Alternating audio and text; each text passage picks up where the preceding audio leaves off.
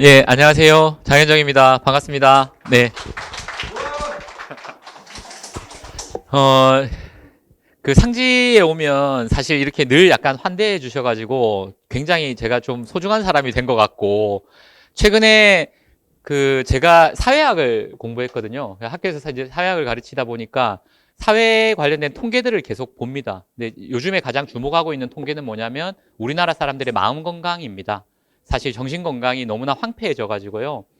그러니까 마음 건강에 좀 문제가 있는, 그러니까 아픈 사람들이 매년 10% 이상씩 증가하고 있어요. 10년 이상. 굉장히 높은 수치고요. 그리고 최근 5년 기준으로 볼 때, 서울만 기준으로 볼 때, 정신건강의학과가 76% 증가했습니다. 가장 많이 증가했어요. 가장 줄어든 병원은 뭘까요? 네, 소아과, 산부인과 이런 게 이제 가장 많이 없어졌고요. 정신건강의학과는 5년 전에 비하면 76%가 높아졌습니다. 그냥 여러 가지 통계들을 굳이 나열하지 않더라도 지금 한국 사회, 특히 대도시에 살아가는 사람들은 우울증, 공황장애, 불안증 이런 걸 감기처럼 알아요. 거의 이런 걸 한 번쯤 안 알아본 사람이 오히려 이상할 정도로 굉장히 지금 좀 황폐해진. 근데 이렇게 마음이 아픈 데는 여러 가지 이유가 있지만 그 중에 하나는 자존감이라는 게 있거든요. 어릴 때부터 사실 아시다시피 요즘의 아이들은 옛날처럼 7남매, 8남매가 아니라 하나, 둘 낳아가지고 되게 투자도 많이 하고 검색도 잘하고 외국어 능력도 뛰어나고 그런데도 자존감은 훨씬 낮아요. 왜냐하면 어릴 때부터 국어 잘하면 너 영어 못하잖아. 국영수 다 잘하면 너 체육 운동 못하잖아. 공부도 잘하고 운동도 잘하면 뭐 못생겼잖아. 예를 들자면.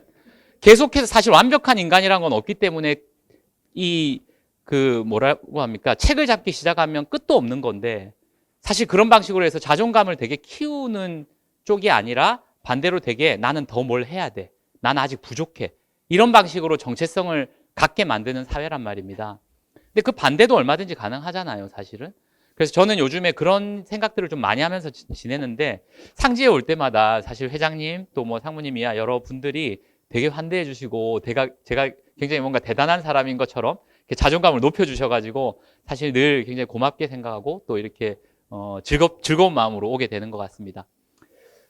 말씀드렸던 것처럼 저는 책을 짓는 사람입니다. 책을 만드는 사람인데 또 하나 좀 이제 본격적인 말씀 드리기 전에 말씀드리면 저는 인간이 하는 행위 중에 가장 가치 있는 행위는 우리나라 말로 짓는다라고 표현하는 것 같아요.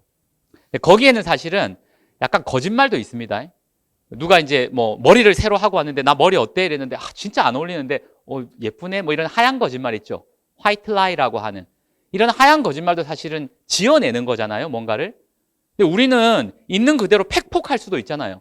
야 진짜 안 어울리거든. 다시는 하지 마. 이럴 수 있는 건데 왜 우리는 그런 팩폭을 하지 않고 괜찮네. 근데 다음에는 또 따르게 한번 해봐. 뭐 이런 식으로 뭔가를 지어낼까요? 그게 이제 좀 거창하게 얘기하면 예술이고 그냥 우리 일상 속에서는 뭐냐면 인간이 그냥 먹고 자고 싸고 이상의 뭔가를 하려고 할 때 지어내는 것이거든요. 예술이기도 하고 뭔가 새로운 세계를 만들어내는 거죠. 그래서 저는 엄마들이 아침에 요즘은 엄마 이렇게 하면 안 되죠. 아빠도 마찬가지. 아빠든 엄마든 간에 어쨌든 아이들을 위해서 밥을 짓고 또 저는 글 짓는 사람들하고 일을 주로 많이 하거든요. 또 여기 상지는 집을 짓잖아요. 그런 어떤 뭔가를 짓는 분들하고 늘 이렇게 함께 지낼 수 있어서 사실 큰 돈은 안 되지만 제 직업에 되게 만족하면서 되게 좋은 분들하고 같이만 뭐 요즘에 공부 잘하는 애들은 의대 가려고 막 한다면서요. 뭐 저희 애도 뭐 그런 얘기 하길래 근데 의사가 행복할까? 거기 소명의식이 없으면 못하는 것 같은데 왜냐면 아픈 사람 맨날 되게 고통스러워하는 사람 고름 피 이런 거 봐야 되는데 그건 뭔가 약간 진짜 좀 소명의식을 가지고 내가 그래도 뭔가 의미 있는 일을 하고 나로 인해서 이 공동체가 조금 더 나아진다라는 그런 게 없으면 사실 매일 아침 그렇게 하기 어려울 것 같은데 근데 이제 애들은 그러죠. 그냥 돈 많이 벌잖아. 뭐 이러고 이제 넘어가는 것 같은데 저는 하여튼 그런 생각을 해요. 돈을 많이 벌고 이런 것도 중요하지만 저는 특별한 그런 소명의식이 없는 사람이라 될 수 있으면 좀 품이 있고 좀 선한 의도를 갖고 있고 또 유쾌하고 이런 사람들하고 시간을 많이 보내고 싶은데 이런 짓는 밥을 짓고 집을 짓고 글을 짓는 사람들하고 같이 하다 보면 그런 시간들을 많이 보낼 수 있어서 되게 행복하게 좀 살아가는 것 아닐까 그렇게 좀 복을 많이 받고 산다고 생각해서 저도 이제 좀 나중에 아니죠. 지금부터 좋은 일을 많이 하려고 그렇게 이제 하고 있습니다. 하여튼 예, 썰이 좀 길었습니다. 저는 부산에서 책을 만들고 사회학을 공부했고 뭐 또 글을 쓰기도 하고 이런 사람인데요. 본의 아니게 어느 순간부터 사회학을 공부하다 보니까 지역, 특히 한국 사회에서 지역은 되게 중요한 문제거든요. 우리나라처럼 중앙에 모든 것이 기형적으로 집중된 나라가 없습니다. 한번 떠올려 보세요. 어떤 나라가 있는지요. 모든 게 이렇게 다 중앙에 집중되어 있는 나라. 없죠, 사실은. 이 작은 나라에서. 그리고 우리가 떠올리는 어떤 그 좀 멋진 도시들은 대체로 수도가 아닌 경우들이 많습니다. 미국이라고 하면 어느 도시가 떠오르세요? 시카고, 뉴욕. 거기 도시가 되게 많아요, 미국에. 예. LA, 예. 근데 사실은 워싱턴이라는 그 수도를 떠올리는 경우는 잘 없잖아요. 그렇죠? 터키 같은 나라는 어떻습니까? 튀르키예라고 이름이 바뀐. 이스탄불을 주로 떠올리죠. 근데 거기 수도 아니잖아요. 그렇죠? 뭐 호주도 마찬가지고요. 대부분의 도시들이 다 마찬가지입니다. 사실 나라들이. 그런데 우리나라는 사실 모든 것들이 너무나 중앙에 다 집중되어 있다 보니까 사실 이 로컬, 지역이라는 문제가 대단히 중요하고, 제가 또 사회학을 공부하고 있다 보니까 뭐 인구 소멸이라든지 로컬리티라든지 이런 거 관련해서 연구할 좀 기회들이 많았어요. 그래서 꽤 오래 전부터 이렇게 이제 부산이라고 하는 도시에 대해서 이렇게 인문학적으로 연구할 기회들이 많았는데, 마침 오늘 또 내년에 상지가 굉장히 큰 행사를 맞이하잖아요. 그러면서 부산이라는 도시를 토파본다라고 해서 오부산, 이게 이름도 되게 멋있게 지으셨던데 부산에 대한 이야기를 오늘 조금 두런두런 나눠볼까 합니다. 근데 여기 젊으신 분들도 계셔서 아마 이분들은 내가 살고 있는 도시 부산에 대해서 얼마나 알까 이런 생각도 들지만, 또 연배가 저보다 높으신 분들은 저보다 훨씬 더 많이 아실 텐데 뭐 그런 생각도 들어요. 하여튼 좀 편하게 한번 이야기 나눠보겠습니다. 왼쪽에 있는 책은 저희 회사에서 나온 책인데 101가지 부산을 사랑하는 법이라는 책이에요. 그 세계의 큰 도시들은 관광의 어떤 차원에서 101이라는 숫자가 관광에서 되게 중요한 숫자입니다. 이 도시에서 꼭 해야 될 101가지 뭐 이런 게 있어요. 막 책들이 다 있단 말입니다. 뉴욕, 파리, 런던 이런 데 가면 101가지 뭐 투두 리스트 이런 것들이 막 있거든요. 그래서 우리 부산에서도 이런 걸 해보자라고 해서 이제 만들었던 거고요. 오른쪽에 있는 거는 저랑 그다음에 경성대 계시는 강동진 교수님, 그다음에 부산대 계시는 차철옥 교수님, 그다음에 문화기획자 박진명, 이렇게 저까지 4명이서 꽤 오래전에 부산을 알다라는 이 연구 용역을 부산연구원한테 의뢰받아서 했었어요. 그래서 이런 것들을 여기 나오는 내용들을 좀 토대로 말씀드리려고 합니다. 그리고 부산을 알다라고 하는 방금 이 책 있죠. 여기 어디인가요? 네, 다들 많이 와보셨죠. 그 중간에 하나 질문. 부산에서 가장 좋아하는 장소를 하나만 꼽아보라. 그러면 어딘가요? 혹시? 해운대 한번 손 들어보세요. 그 한 명도 없. 한 분. 광안리 한 분. 별로 소개를 안 하고 싶은. 해운대 광안리 말고 또 어디가 있어요? 다대포, 자갈치. 네네. 송도는 우리나라 제1호 공설 해수욕장, 그죠? 예. 흰여울 문화마을도 요즘 영도도 되게 많이들 하고. 센텀시티, 거기는 약간 SF에 나오는 비현실적인 도시처럼 다들 뭐 이렇게 하죠. 그래서 요 부산을 알다에서 저희들이 다룬 것들이 이런 것들이고요. 여기서 이 밑에 있는 2개, 그 문화죠. 여기 이제 음식이라든지 그다음에 문화예술, 요 2 꼭지를 제가 주로 조사해서 썼었습니다. 그래서 이런 이야기들을 좀 드리려고 합니다. 자, 천천히 한번 가볼게요. 부산이라고 하면 이미지가 어떻습니까? 부산 하면 이렇게 부산에 계신 분들이니까 친구들이나 외지에서 누가 오셔가지고 부산은 어떤 도시야? 한 문장 내지는 한 단어로 한번 설명해봐. 그러면 뭐라고 설명하실 수 있을까요? 네? 항구, 바다. 맞는 말인데 설문조사하면 76%씩 나오는 제일 많은 분들이 하는 이야기예요. 뭔가 약간 더 독특한 산도 맞죠? 부산을 보통 여기 지금 제일 밑에 있는 것처럼 산과 강과 바다가 다 있는 곳을 산포지향이라고 해서 되게 자연환경이 좋은 곳이라고 하거든요. 부산이 그런 곳입니다. 산, 강, 바다가 다 있는 곳은 잘 없단 말이에요. 여기는 산, 강, 바다가 다 있죠. 제가 오늘 이 강의의 제목을 문화의 기수역이다, 부산은. 이렇게 지었습니다. 기수역이라는 말 들어보셨습니까, 혹시?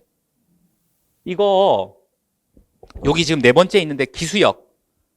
이거는 자연과학 용어이기 때문에 사실은 꼭 이쪽 전공이 아니면 잘 모르는 용어예요. 기수역이 뭐냐면, 민물과 바닷물이 만나는 지역을 기수역이라고 합니다. 당연히 염도가 되게 다양하겠죠. 바닷물 쪽으로 가면 염도가 짤 거고, 민물 쪽으로 갈수록 점점 연해져서 염도가 낮아지겠죠. 당연히 여기에는 뭐냐면 굉장히 다양한 생물들이 사는 거예요. 어떤 개념인지 아시겠죠? 그러니까 자연과학자들, 생물, 특히 해양생물 연구하고 이런 분들한테는 되게 중요한 연구 대상입니다. 저는 기수역이라는 말을 딱 처음 듣자마자 어디서 들었냐면 영화의 전당 앞에 수영강하고 광안리가 만나는 쪽 있죠.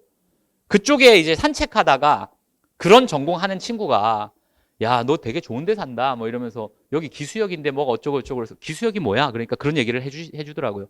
그때 제가 메모를 뭐라고 했냐면 문화의 기수역 이렇게 메모를 했습니다. 왜냐? 문화의 핵심은 다양성에 있거든요.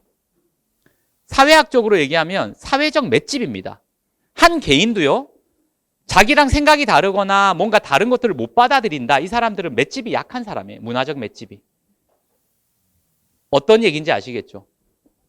그래서 저는 기수역이라는 개념이 너무나 멋있게 다가온 거예요, 그때. 그러면서 부산은 어쩌면 역사적으로도 보면 그 해방되고 나서 그 동포들 받아들이고 6.25 전쟁 때는 사실 전국에 있는 팔도 피난민들을 다 받아들였잖아요. 그리고 산업화 시대는 어떻습니까? 전라도에서 제주도에서 먹고 살려고 오신 분들 다 품어 안아가지고 다 다시 정신 차리게 하고 기운 차리게 해서 다시 다 내보낸 그런 도시지 않습니까, 부산이? 그래서 저는 이제 부산을 문화의 기수역이라고 늘 얘기하면서 다녔고 부산에 대한 이야기를 이제 해달라고 하셔서 그 제목이 먼저 떠올랐던 겁니다. 그래서 기수역이라는 말도 떠올릴 수 있고요. 여러 가지 말 떠올릴 수 있는데 저는 누군가가 부산에 대해서 좀 한번 표현해달라 그러면 모자이크라는 말을 주로 씁니다. 모자이크. 우리 그 전통 문화 중에서 보면 이렇게 이렇게 뭐라고 하죠? 무슨 조각보 이런 거 혹시 보셨어요?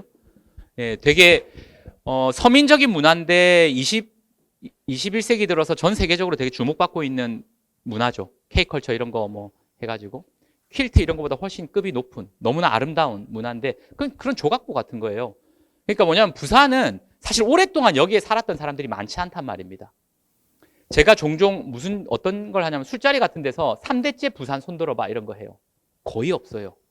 혹시 여기 한번 3대째 부산에 사신 분 손 한번 들어봐 주세요. 한 분도 없습니까? 여기 한 분도 없잖아요. 보세요. 저도 마찬가지거든요.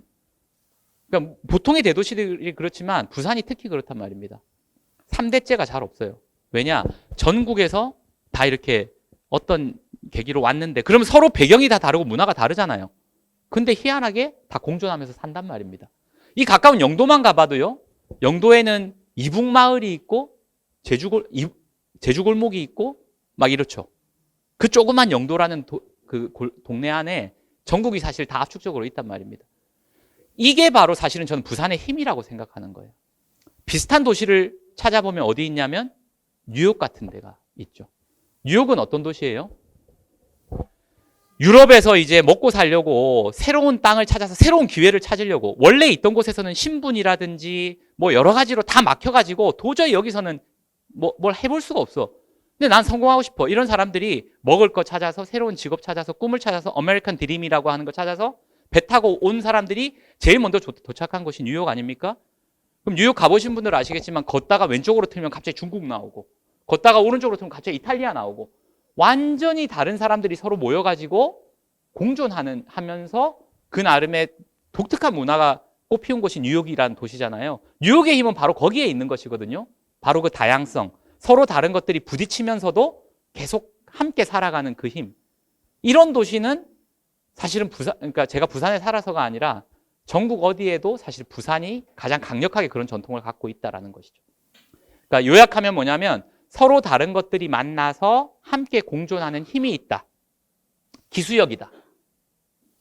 어떤 말씀인지 좀 이해 가시죠?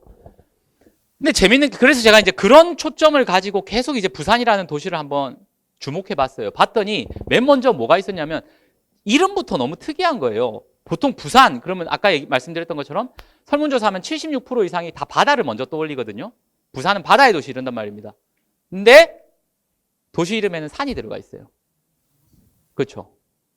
뭐 남해 뭐 이런 식으로 해가 들어가 있는 게 아니라 부산이라는 지명은 원래 어디서 나왔는지 혹시 아시는 분 계신가요? 실제로 부산이라는 산이 있거든요. 이렇게 반응을 잘 안 해주니까 약간 덥네요. 약간 이렇게 열이 살짝 오르네. 예. 혹시 부산이 어디 있는 산인지 아십니까? 간만동 용당. 예. 그리고 이게 쭉 타고 내면 초량 이쪽까지도 연결되는 사실 우리가 증산이라고 부르는 산이죠. 이게 부산인데요. 자, 일단 이제 요거를 한번 보셔야 됩니다. 부산이 얼마나 모자이크고 짬뽕이고 뭐 이러냐면 저 어렸을 때부터 광안리에 살았어요. 광안리 어떤 곳이냐면 해운대는 조금 다듬어진 느낌이 있습니다. 좀 이렇게 좋은 의미에서 다듬어진 느낌. 돈 좀 갖고 가야 될 것 같고 막 이런 건데 광안리는 보면은 한쪽에서는 비키니 입은 막 외국 여자들이 선탠하고 있는데 한쪽에서는 아줌마들이 또 그 동네 아줌마들이 수박 깨면서 수박 막 수다 떨고 있고 또 한쪽에서 할아버지들 그냥 속옷 입고 나와가지고 손자랑 놀고 있고 완전히 다양한 세대와 막 다 모여있는 짬뽕 같은 곳이에요. 저는 그게 되게 매력적이었는데 부산이 얼마나 그런 짬뽕이냐면 보시면 이렇게 부산이 있으면 부산의 원래 전통적인 중심은 어디였을까요? 동네는 어느 쪽에 있죠? 동서남북 중에? 동쪽에 있죠. 여기 동네가 있잖아요. 네. 그러면 이제 일본 사람들이 부산으로 왔다 갔다 할 때 주로 어느 쪽으로 왔을까요? 네, 초량. 초량이 어느 쪽에 있어요? 이렇게 좌표로 보면 동서남북에서. 남쪽, 서쪽에 있죠. 이쪽에 있잖아요.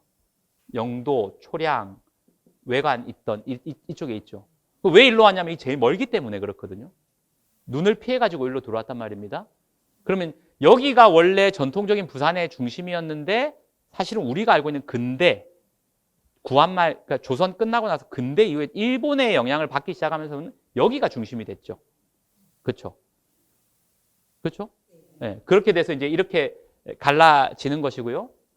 서면은 자 서면, 동구 이런 식으로 돼 있거든요.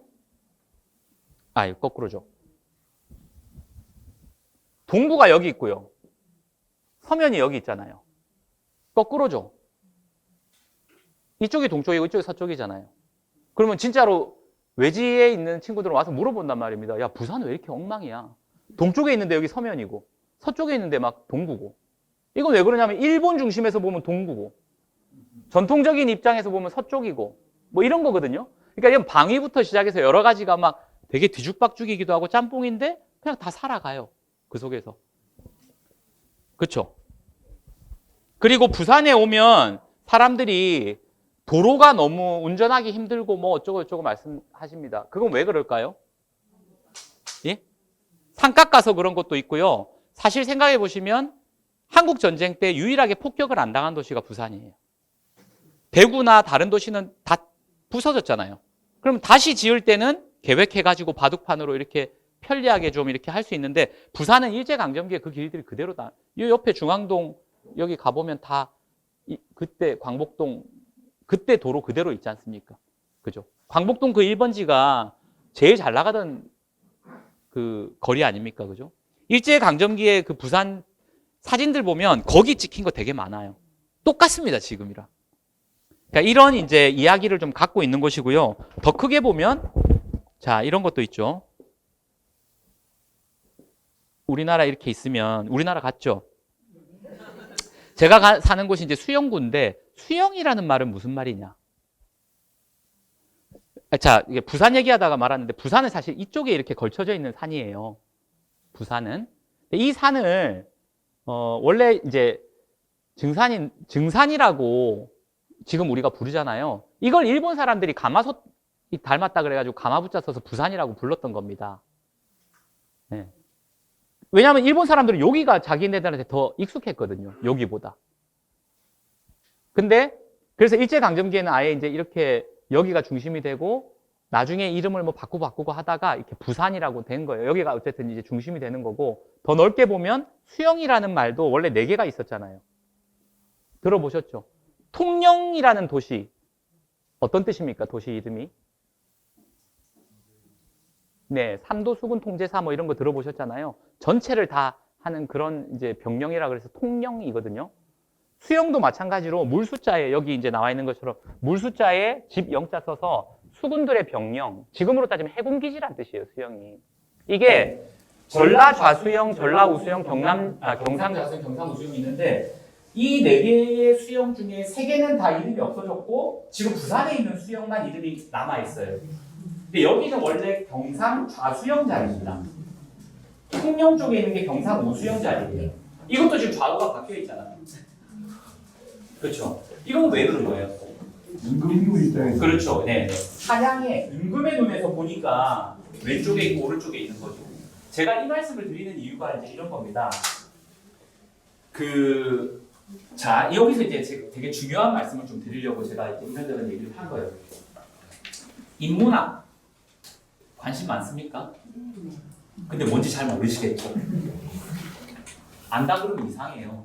왜냐하면 인문학 정의하기 되게 어렵기 때문에 그렇습니다. 예술, 철학, 역사 이런 거 되게 어려워요. 근데 왜 어렵냐? 관점이 없어서 어려워요. 그러니까 제가 지역을 바라본다, 역사를 바라본다, 철학을 본다, 예술을 본다. 모든 것의 출발은 뭐냐면 자기의 관점을 찾는 겁니다. 그래서 역사도 사관 이런 거 들어보셨죠? 민중사관도 있고 왕의 입장에서 보는 사관도 있고 그 역사를 누구의 관점에서 보느냐에 따라서 많이 다르잖아요. 예술도 마찬가지거든요. 자, 지역도 어떤 관점에서 보느냐에 따라서 되게 다르게 보이는 거예요. 지금 한국 사회에서는 뭐 아이들도 마찬가지로 다 서울 하는데 그거는 사실 어떻게 보면 미디어의 관점이에요. 아니면 주류의 관점이거나 기득권의 관점일 수 있죠. 그런 거에 대한 약간 성찰이 좀 필요하다는 겁니다.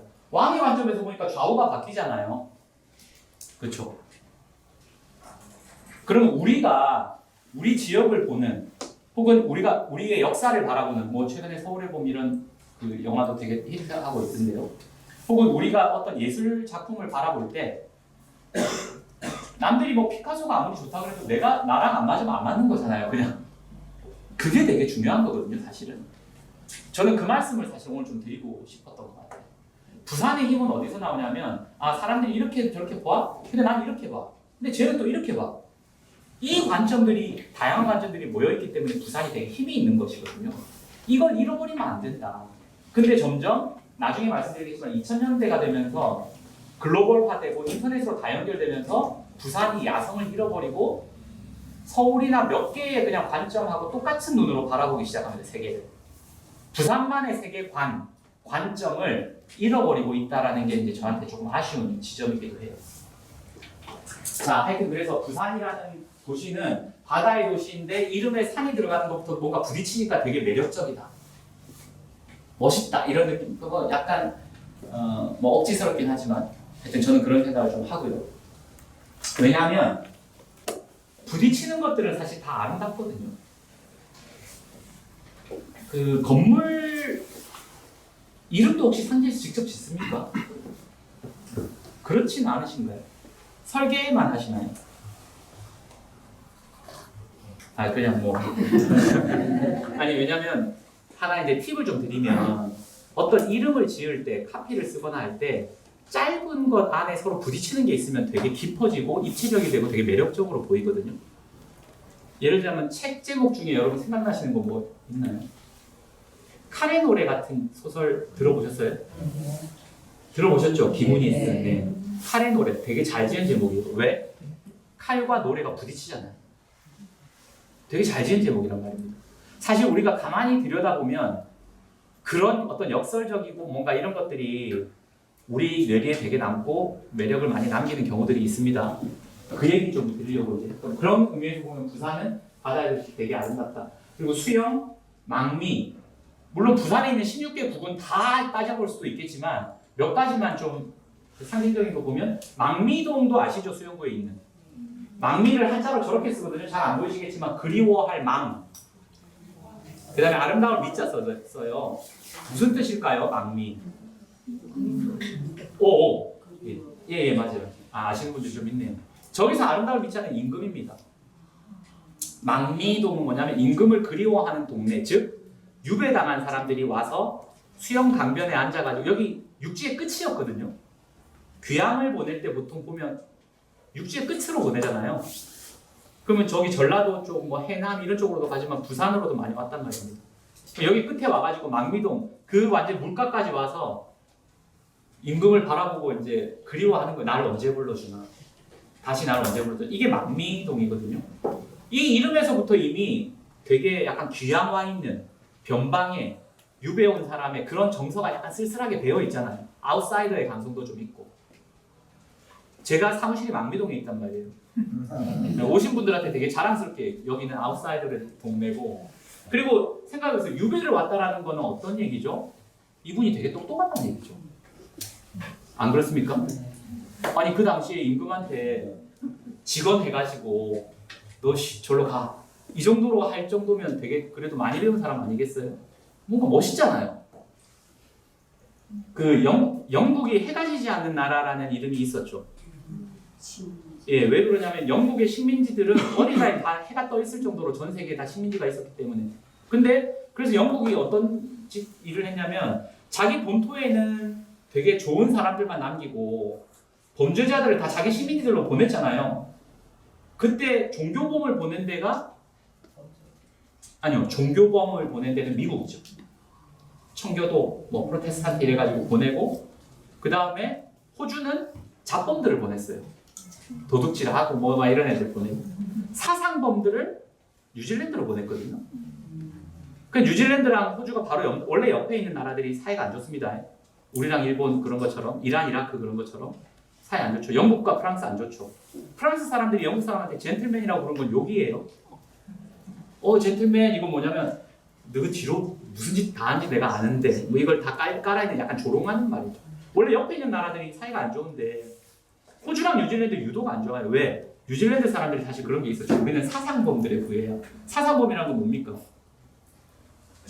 지식인들이잖아요. 어쨌든 그래서 막 이렇게 하여튼 그런 것처럼 이 망미동도 약간 어떻게 보면 그런 좀 그 뭔가 반골기질 같은 걸 좀 느낄 수 있는 동네라서 저는 괜히 그렇게 이제 스토리텔링 하는 거죠. 그 밀락동도 여민 동락에서 나온 말이란 말입니다. 임금이 가끔씩 오면 백성과 함께 즐긴다. 여민 동락. 그래서 밀락 이렇게 딴 거고요. 뿐만 아니라 뭐 그런 것들 많아. 혹시 부산에 있는 어떤 지명 중에 그런 이야기 좀 아시는 분 있습니까? 영도는 어때요, 영도? 네, 영도는 절영도를 줄인 말이죠. 절자는 끈을 절자, 영자는 그림자 영자. 그래서 원래 영도는 무인도였습니다, 무인도. 사람이 가는 곳이 아니었단 말입니다. 그냥 거기 말 기르고 뭐 이랬던 곳인데, 거기서 들렀던 말이 되게 명마여서 자기 그림자를 끊고 달릴 정도로 빠르다. 그래서 끈을 절자에 그림자 영자 써서 절영도였고 절영말을 기르던 곳이다. 그래서 절영도 하다가 절자 빼고 영도 이렇게 했던 거죠. 하여튼 그런 이름 속에 담겨 있는 어떤 스토리들을 보면 그 지역의 약간 정체성 같은 것들이 좀 드러납니다. 해운대는 그 최치원 선생님이 호가 되게 많아요. 우리한테 가장 익숙한 호는 해운 아니고 고운이죠. 예. 고독할 때 고자 써가지고 구름은자 써서 외로운 고독한 구름. 거의 무협지에 나오는 약간 이런 고독한 구름. 고운 최치원이 가장 유명한데 그거 말고도 되게 호가 많아요. 그 중에 하나가 해운도 있습니다. 바닷가의 구름. 계속 떠다니니까. 그래서 여기 해운대에 오셨다가 아름다워가지고 자기 호를 붙였죠. 그래서 해운대 이렇게 이제 되는 겁니다.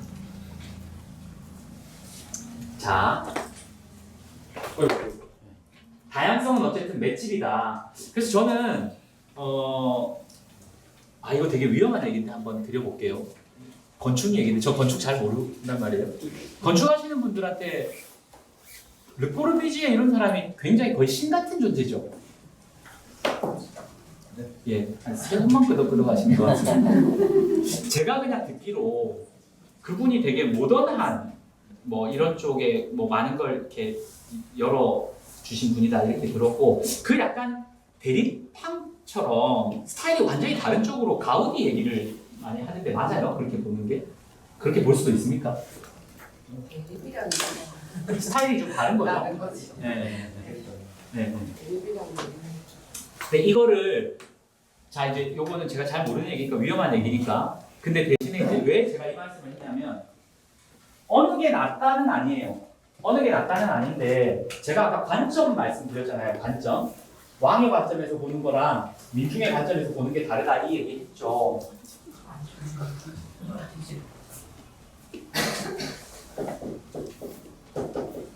관이라는 겁니다. 볼 관자, 관점. 이걸 갖는 게 되게 중요해요. 관이 있는 사람하고 얘기해 보면 되게 즐거워요. 자기만의 세상을 보는 렌즈를 갖고 있는 사람이니까. 이걸 가지려고 하는 걸 인문학을 공부한다라고 표현하는 겁니다, 사실. 자기만의 세상을 보는 관점, 렌즈를 하나 가지려고.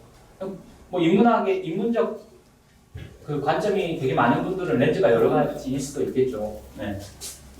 자, 근데 이게 제가 이제 어떤 말씀을 드리려고 하냐면 어느 게 낫다는 아니에요. 어느 게 낫다는 아닌데 육지적 관점이 있고 해양적 관점이 있습니다. 어떤 차이가 있냐면 육지적 관점은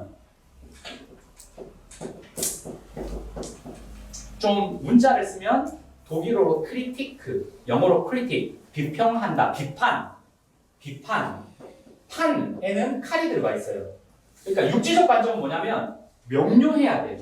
딱 선 그어가지고 여기서 여기까지 여기는 누구 땅, 여기는 우리 땅. 왜냐면 육지에서는 땅이 너무나 중요한 거니까 이 크리티크라는 건 왜 독일어로 제가 썼냐면 이거 칸트라는 사람의 개념이기 때문에 그렇고 칸트가 독일 사람이거든요. 이 칸트라는 사람이 크리티크라는 개념을 쓴 이후로는 그 이전의 철학은 다 일로 들어오고 그 이후의 철학은 다 여기서 나온다라고 할 정도로 그래서 칸트의 별명이 철학의 저수지입니다. 그래서 서구 이후에 그 근대 이후의 서구적 관점은 전부 여기서 나와요. 크리티크라고 하는 비판. 칸트는 책도 3권밖에 안 썼습니다. 순수이성 비판, 실천이성 비판, 판단력 비판. 이렇게 3권으로 수천 년 그냥 서구 정신의 역사를 윈한 거죠. 이거는 근데 육지적 관점이란 말이에요. 명료하게 해야 되고 선 그어야 되고 확실하게 해야 된다. 달리 얘기하면 되게 모던하고 모던은 좀 위험한 하여튼 뭔가 되게 효율적이고 직선이죠. 직선. 정과 정을 끊는데 낭비가 전혀 없는 가장 효율적인 방식인 거죠. 직선의 방식. 네. 반대로 해양은 선 긋기가 불가능해요. 해양은 그때 다르단 말이에요. 그러니까 여기는 이 육지적 방식에서 역사를 보면 직선적 사고 방식으로 그러니까 역사는 진보한다. 요만큼. 마치 마르크스가 얘기하는 원시공산에서 뭐 노예제, 공건제, 뭐 이렇게 자본주의 이렇게 하는 거죠. 근데 해양은 그런 진보를 믿지 않습니다. 그냥 순환해요. 계속 반복됩니다. 밀물 썰물처럼. 밀물과 썰물의 목적이 있습니까? 밀려왔다가 이거 계속 반복하는 무한 반복하는 거죠. 되게 세계관이 다르단 말이에요. 여기는 뭐냐면 직선의 관점이 아니라 곡선의 관점입니다. 그래서 제가 이제 잘 모르면서 위험을 무릅쓰고 말씀드렸던 게 뭐냐면 저는 이제 건축을 잘 모르지만 관심이 있어서 한번 공부했을 때가 있었거든요. 그때 제가 잘 모르니까 혼자서 이해하기 쉬우려면 제가 아는 거에다가 막 끼워 맞춰야 되잖아요. 그래서 그때 공부할 때 르 꼬르비제는 이쪽을 대표하는 건축가 같다. 뭔가 네. 크리티크, 칸트 같은 어떤 건축가라고 생각하고 공부해야겠다. 안 그러면 너무 어려워.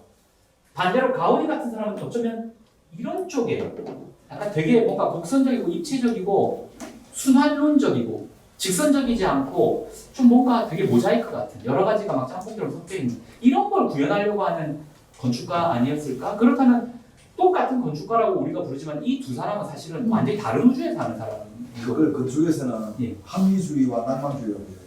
그렇게 합니까? 역시 하나 배우. 이걸 교합 상장이라고 합니다. 우리 사실 이렇게 서로 소통하면서 저도 생각해보면 저도 좀 배워가야 될 거 아닙니까? 그죠? 부산에 대해서 건축에 대해서. 예. 사실 제가 회장님한테 진짜 많이 배웠죠. 살아가는 일도 그렇지만 뭐 이런 건축, 인문학 이런 거에 대해서 사실 제가 오늘 강의 시작할 때 저는 글 짓는 사람, 상진은 집 짓는 분들의 어떤 회사 이런 생각도 사실 회장님 뵙게 되고 얘기하면서 처음 제가 메모했던 거에서 나왔던 거거든요. 뭔가 짓는 사람 이런 거. 하여튼 그러면 제가 어떻게 보면 완전히 틀리게 본 건 아닌 거예요. 두 사람이 너무 다른데 이걸 내가 어떻게 이해해야 되지? 르꼬르비제는 어쩌면 아까 말씀한 합리주의라고 말씀하신 또 이쪽은 되게 낭만 관점이 되게 다른 거죠.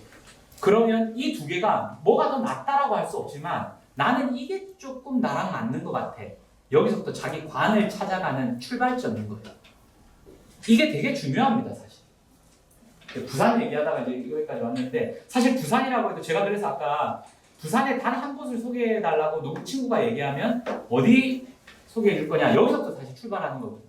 거기서 만약에 센텀을 얘기했던 분들은 그 관점을 갖고 있는 거예요. 센텀의 관점.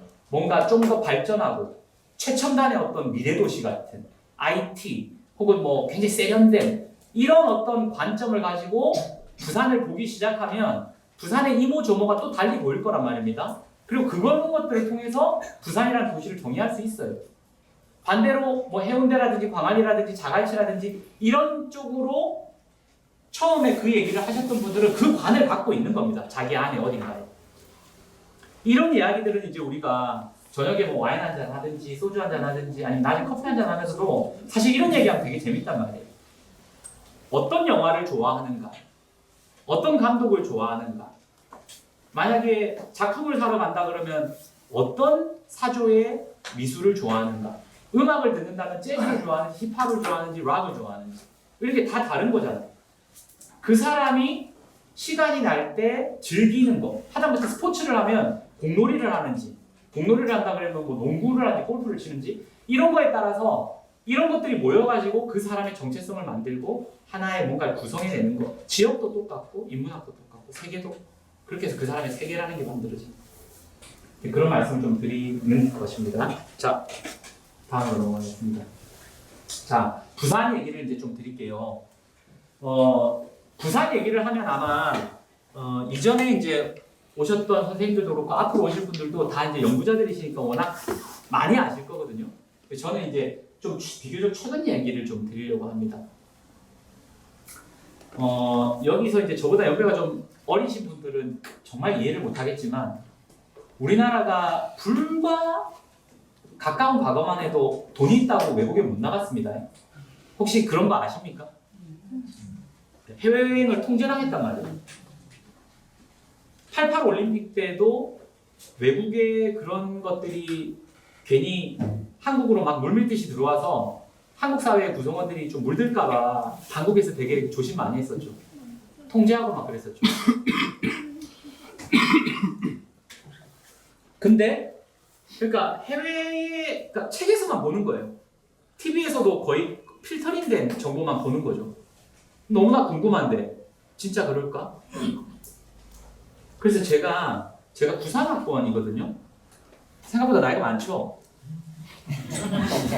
반응 없네요.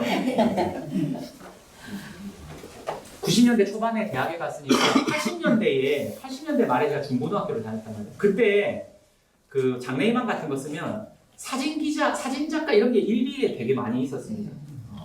왜냐하면 내셔널 지오그래픽이나 그 다음에 외국에 나갈 수 있거든요. 그러니까 나가고 싶은 열망이 되게 강했었어요, 친구들. 저도 마찬가지고. 그러다가 90년대 초반에 그게 풀리죠. 해외여행 자율화가 되면서 어떤 일이 벌어지냐면 일단 비행기 값만 모으는 거예요, 알바해가지고. 그리고 가서 공원에서 자요, 그냥. 이게 배낭여행의 출발이죠, 우리나라에. 나가고 가서 보고 싶은 거거든요. 이게 사실 90년대 초반이면 불과 30년밖에 안 됐습니다. 한 세대밖에 안 된 굉장히 가까운 과거예요. 한 세대라는 거는 진짜 가까운 과거거든요. 보통 사회학에서 30년 잡는 한 세대는 진짜 가까운 과거예요. 부모와 자식 사이밖에 안 된단 말이에요. 근데 우리나라가 30년 전에는 외국에 못 나갔잖아요. 지금은 SNS 보면 다 왜 이렇게 외국에 자주 나가는 다들 뭐 하는 사람들인지 도대체. 그랬던 시기에 부산은 그래도 외국의 어떤 접점이 많았던 도시죠. 왜? 아까 말씀하셨던 것처럼 항구 도시기도 하고 동네에 배 타는 분들이 많았단 말입니다. 그러면은 학교 가면 코끼리 밥솥, 그 다음에 일제 샤프, 뭐 일본 연필 깎기 이런 거를 이제 하면서 와 이게 일본에서 온 거야? 막 이런 것도 있었고 외국에 약간 냄새 맡아보고 그리고 이제 결정적인 건 뭐냐면 바닷가 쪽에서는 일본 방송이 그냥 잡혔어요. 저보다 연배에 많으신 분들은 아마 아실 텐데 바닷가 쪽에서는 NHK라든지 이런 게 안테나 이렇게 하다 보면 잡혔거든요 그냥. 그걸 보면 우리나라 TV에 나오는 것과는 완전히 다른 어떤 패션, 음악, 그 다음에 일본 방송에는 유럽이나 미국 막 음악들도 나오잖아요. 막 펑크 머리부터 막 이상한 막 이런 거 막 나온. 그럼 그런 걸 보면서 도깨비인가? 그러면서 되게 신기하게 막 보는 거예요. 그러면서 사실은 서울과는 되게 다른 감수성을 가지고 컸었죠. 그래서 제가 자랑스럽게 늘 말씀드리는 게 혹시 압구정동 뭐 90년대 초반 오렌지족 이런 거 들어보셨어요? 사실 그 문화는 90년대 초반 남천동 문화예요. 그 광안리 해변 보시면 광안리 바다를 마주보고 왼쪽에 밀락회 센터 있죠. 밀락회 센터는 세계 최대의 회센터입니다. 왜냐? 회를 먹는 나라가 우리랑 일본밖에 없기 때문에 우리나라랑 일본 중에 제일 크면 여기가 제일 큰 거예요. 세계 최고의. 스토리텔링은 그렇게 하는 거죠. 어쨌든 왼쪽에 밀락회 센터가 있고 오른쪽에 보면 삼익 아파트 단지가 있잖아요. 큰. 이 삼익 아파트 단지가 70년대 말에 들어와요. 그러면서 되게 이제 부촌이 형성이 되죠. 약간 나중에 압구정동, 뭐 강남 이런 것처럼 그게 부산에서 전통적인 부자들이 대신동 뭐 이런 쪽 동네 대신동 이렇게 살다가 쭉 한번 돈단 말이에요. 80년대가 되면 남천동 쪽으로 와서 느그서장 남천동 살제 이 대사가 이제 그때 나오는 거죠. 영화 보셨죠? 그 최민식 나오는 영화 범죄와의 전쟁인가? 네. 하여튼 예, 그 영화에 보면 그게 배경이 딱 이때란 말이에요. 그럼 느그서장 남천동 살제 이 말은 뭐냐면 지금으로 따지면 느그서장 강남 살지 이 말하고 똑같단 말이에요. 그렇게 해서 한번 이게 온 다음에 이게 이제 90년대 후반 2000년대 되면서 센텀으로 이제 쭉 빠지는 거죠. 이렇게 막 돈단 말이죠. 그 시기에 남천동에서 어떤 일이 벌어지냐면 혹시 그쪽에 가보신 분들 한번 머릿속에 떠올려 보세요. 삼익 아파트 단지 있죠 바닷가에. 거기서부터 광남 초등학교 후문 쪽으로 쭉 올라오는 길이 있어요. 그러다 보면은 거기에 부산은행 사거리도 나오고 조금 더 오면 다리집이라고 옛날에 그 떡볶이집 나오고 해서 맥도날드 있는 큰 길까지 나옵니다. 그 건너편이 이제 KBS 나오는. 어떤 길인지 아시겠어요? KBS 건너편에서 이렇게 왼쪽에 보면 그 길에서부터 쭉 내려가는 아파트 단지까지 요 길. 요 길이 어떤 길이었냐면 한국의 이 뭐 예를 들어서 마르테 프랑스와 저거 그다음에 그 게스 청바지 뭐 켈빈 클라인 리복 이런 게 한국에 상륙하면 제일 먼저 그 거리가 패션쇼 장처럼 돼요. 저희 집이 거기서 한 2블록 옆이었거든요. 서명 갈 때는 그냥 슬리퍼 신고 가도 이 2블록 옆에 친구들 만나러 갈 때는 엄청나게 단장하고 나가야 되는데 여기는 그냥 함부로 나갈 수가 없는 곳인 거예요. 이 거리가 그 삼익 아파트에서부터 그 큰 길까지가 정말 지금 생각해 보면 약간 무슨 일본 그 신주쿠나 그 뭐 이런 것처럼 각양각색의 패션에 뭐 이상한 머리에 이게 뭐 백상구라고 해서 여기만 파는 머리 이런 게 보통 이제 6개월쯤 지나면 서울에 가 있는. 그래서 그 문화가 여기서 시작한다라고 하는 자부심이 있었단 말이에요. 지금은 이제 그런 것들이 없지만 해외여행 자유화 이전에 일본 문화가 유입됐던 통로이기도 했고 그 중에서도 되게 젊은 문화, X세대 문화 이런 것들이 사실은 그쪽에서. 그래서 지금 우리가 그 일상적으로 향유하는 문화 중에 상당히 많은 것들이 다 부산에서 시작된 것들이에요. 대표적으로 노래방입니다. 노래방 부산에서 시작된 거 알고 있었습니까? 알고 계셨어요? 가라오케랑은 조금 달라요. 가라오케는 가라가 뭡니까? 상지는 되게 그 좋으신 분들이 많아서 가라로 뭘 하시진 않으시죠. 서류 같은 거 가라로 한다 이런 말 쓰잖아요. 가라는 한자로 공이에요. 공. 빌공. 가짜다 이런 뜻이거든요. 그 가라라고 하고 옥계는 오케스트라. 그래서 가라오케는 가짜 오케스트라를 얘기해요. 가라오케는 여러 사람이 있는 데서 이렇게 부르는 거거든요. 모르는 사람들도 이렇게 같이 있고 이런 데서. 근데 노래방은 뭐냐면 딱 이렇게 밀폐된 공간에 내가 아는 사람들하고만 노래 부르는 거잖아요. 기계 해가지고. 이게 우리 부산에서 처음 시작했단 말이에요. 약간 그 논쟁은 있지만 대체적으로는 동아대 앞에서 시작했다라는 게 정설입니다. 광안리 하와이 노래방이 더 빨랐다 뭐 이런 얘기도 있지만 근데 어쨌든 그때는 이제 1,000원짜리 내면 이렇게 바구니에다가 동전 바꿔줘요. 동전 넣는 노래방 가보신 분 손 들어보세요. 아 지금도 있어요? 아 코인 노래방이요? 아, 죄송합니다.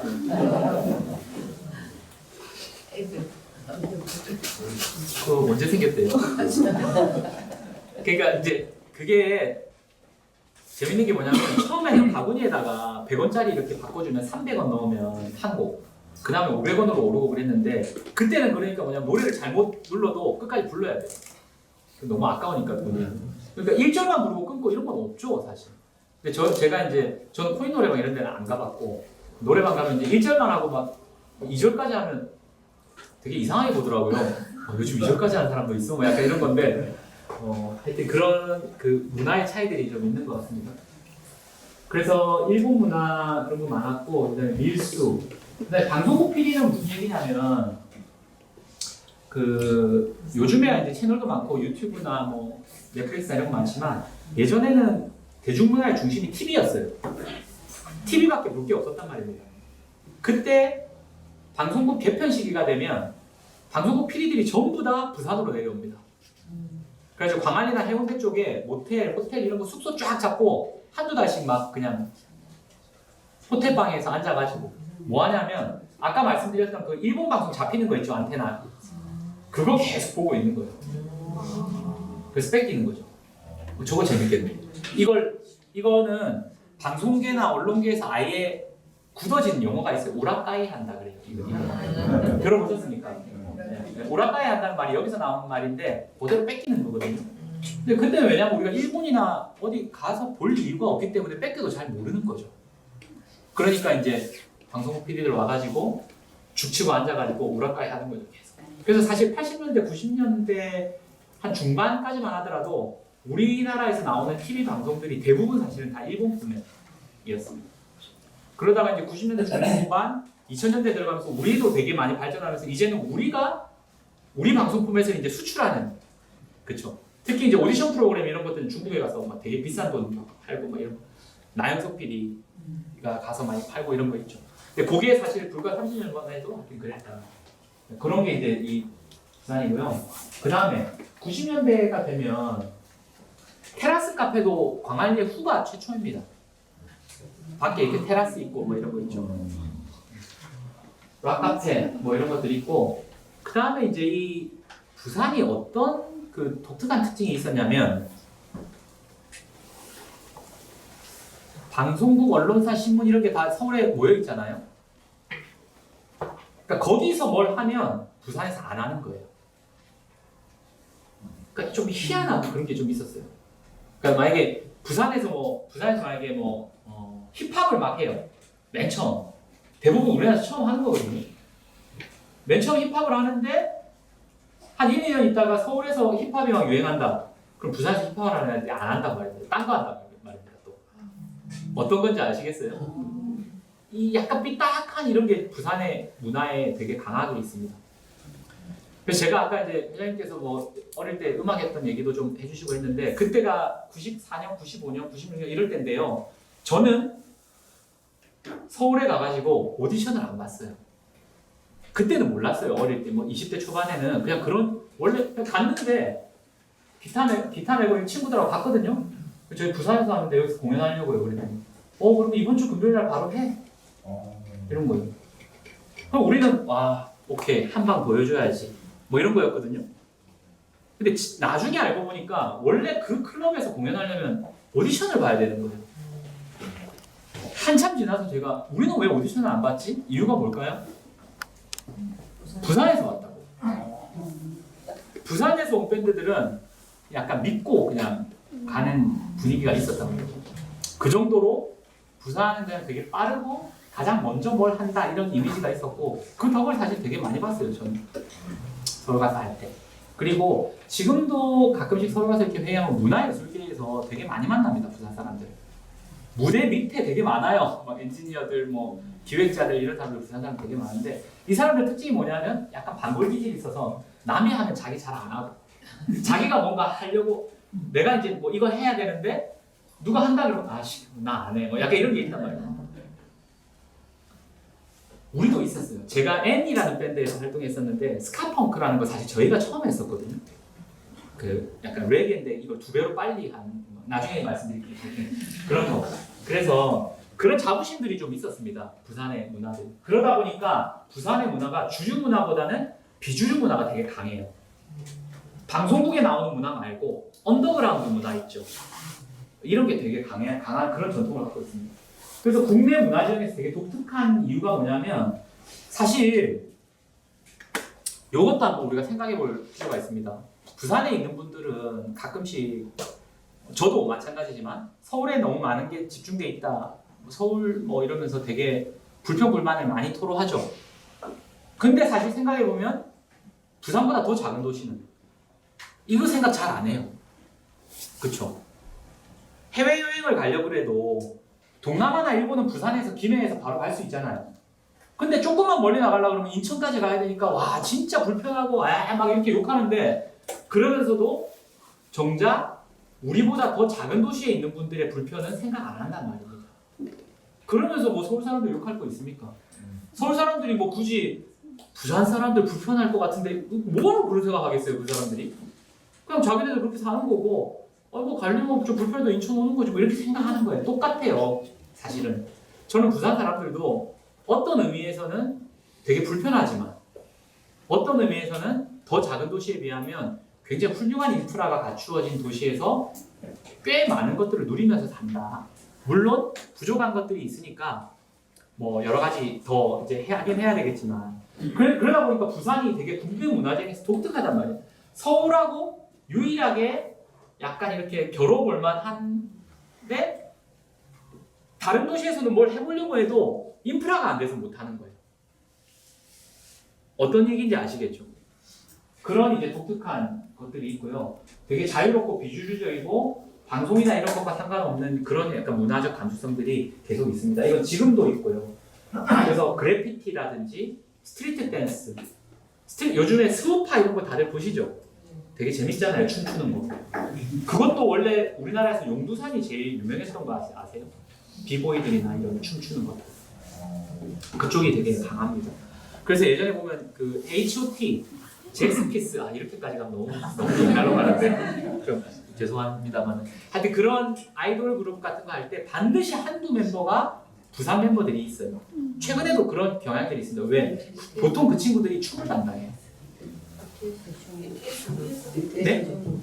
BTS에도 있죠. 네, BTS도 있고 예전에 잭스키스에도 보면 쟤는 왜 저기 있지? 약간 싶은 뭐 그렇게 잘생긴 것도 아니고 노래를 잘하는 것도 아니고 근데 걔는 이제 항상 노래 중간에 춤출 때 딱 튀어나와가지고 한 칼 딱 보여주고 들어가는 애들 있죠. 대부분 다 부산 애들이에요. 왜냐하면 부산이 스트리트 댄스의 전통이 가장 강하기 때문에 그렇습니다. 지금도 저는 그런 걸로 알고 있어요. 제 딸이 지금 이제 고등학생 되는데 어릴 때 춤추는 거 너무 좋아해가지고 집 근처에 그 수영 로타리에 갑자기 이름 생각나는 그 무슨 그 춤추는 학원 보냈었거든요. 근데 그 원장이 엄청 유명한 사람인 거예요. 이렇게 한 번씩 데리러 가면 막 연예인들 오고 막 그러는 거예요. 그 춤추는 사람들.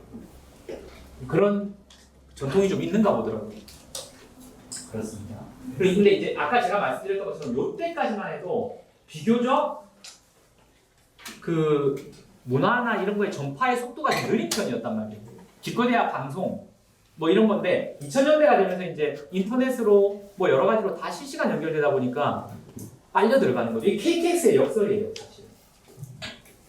KTX의 역설 아십니까 혹시? KTX 처음에 깔 때 KTX가 자기 동네 옆으로 지나가게 하려고 지자체장들이 엄청 노력 많이 했었어요. 막 국회에 로비하고 막 이랬단 말이에요. 서울에서 부산까지 이렇게 KTX 가잖아요. 그럼 지금 이게 이렇게 가는 게 아니라 뭐 이런 식으로 가겠죠. 이렇게. 이게 왜 그런 거예요? 이게 다 정치적인 어떤 우리 동네 옆으로 조금만 좀 이렇게 좀 지나가죠. 이유가 뭐냐면 KTX가 지나가면 우리 도시가 확 발전할 것 같으니까. 그럴 것 같습니까? 네. 그럴 것 같죠. 네. 네. 그러니까 사실 이때 장난 아니었거든요. 근데 이제 KTX가 깔리고 꽤 오랜 시간이 지났잖아요. 그 이후로 많은 연구가 있었습니다. 그 연구의 결과들은 우리가 예상했던 것과 완전히 반대죠.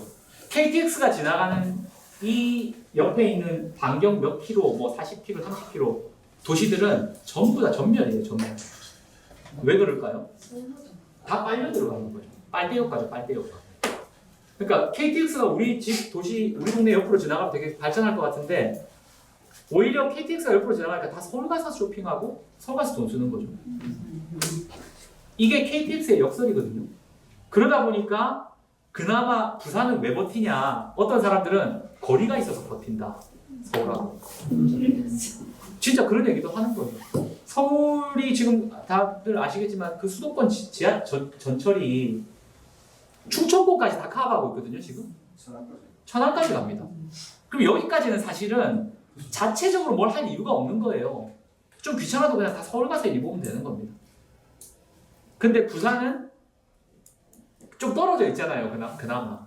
그러니까 그나마 버티고 있다라고 해석하는 사람들도 있단 말이에요. 저는 상당히 일리가 있다라고 생각하거든요. 다 빨려 들어가는 거예요. 이게 무슨 얘기냐면 인터넷, 글로벌, 그 유비쿼터스, 디지털, AI 이런 게 되면 되게 편리할 것 같지만 사실 양극화는 되게 심해져요. 정보가 많거나 입이 많은 걸 갖고 있는 사람들은 당연히 그럴 거 아닙니까? 그렇죠? 이해가시죠? 요게 지금 2000년대 이후에 부산이라는 도시의 위기라고 저는 보는 거예요. 왜? 이렇게 다 빨려 들어가기 시작하면 어떻게 되냐면 부산만의 아까 얘기했던 관점을 잃어버리게 돼요. 바닷가 사람들의 어떤 야성, 바닷가 사람들만의 감수성, 해양적인 관점, 서울 사람들이 뭐라고 보지만 이쪽에서 생각하는 어떤 새로운 관점 이런 게 다 그냥 확 휩쓸려 버린다. 이렇게 되면 못 따라갑니다. 사실 못 따라가죠. 네? 뭐 말씀하셔도 됩니다.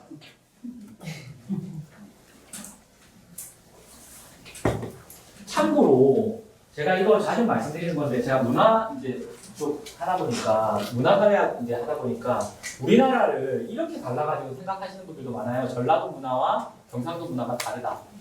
다릅니까?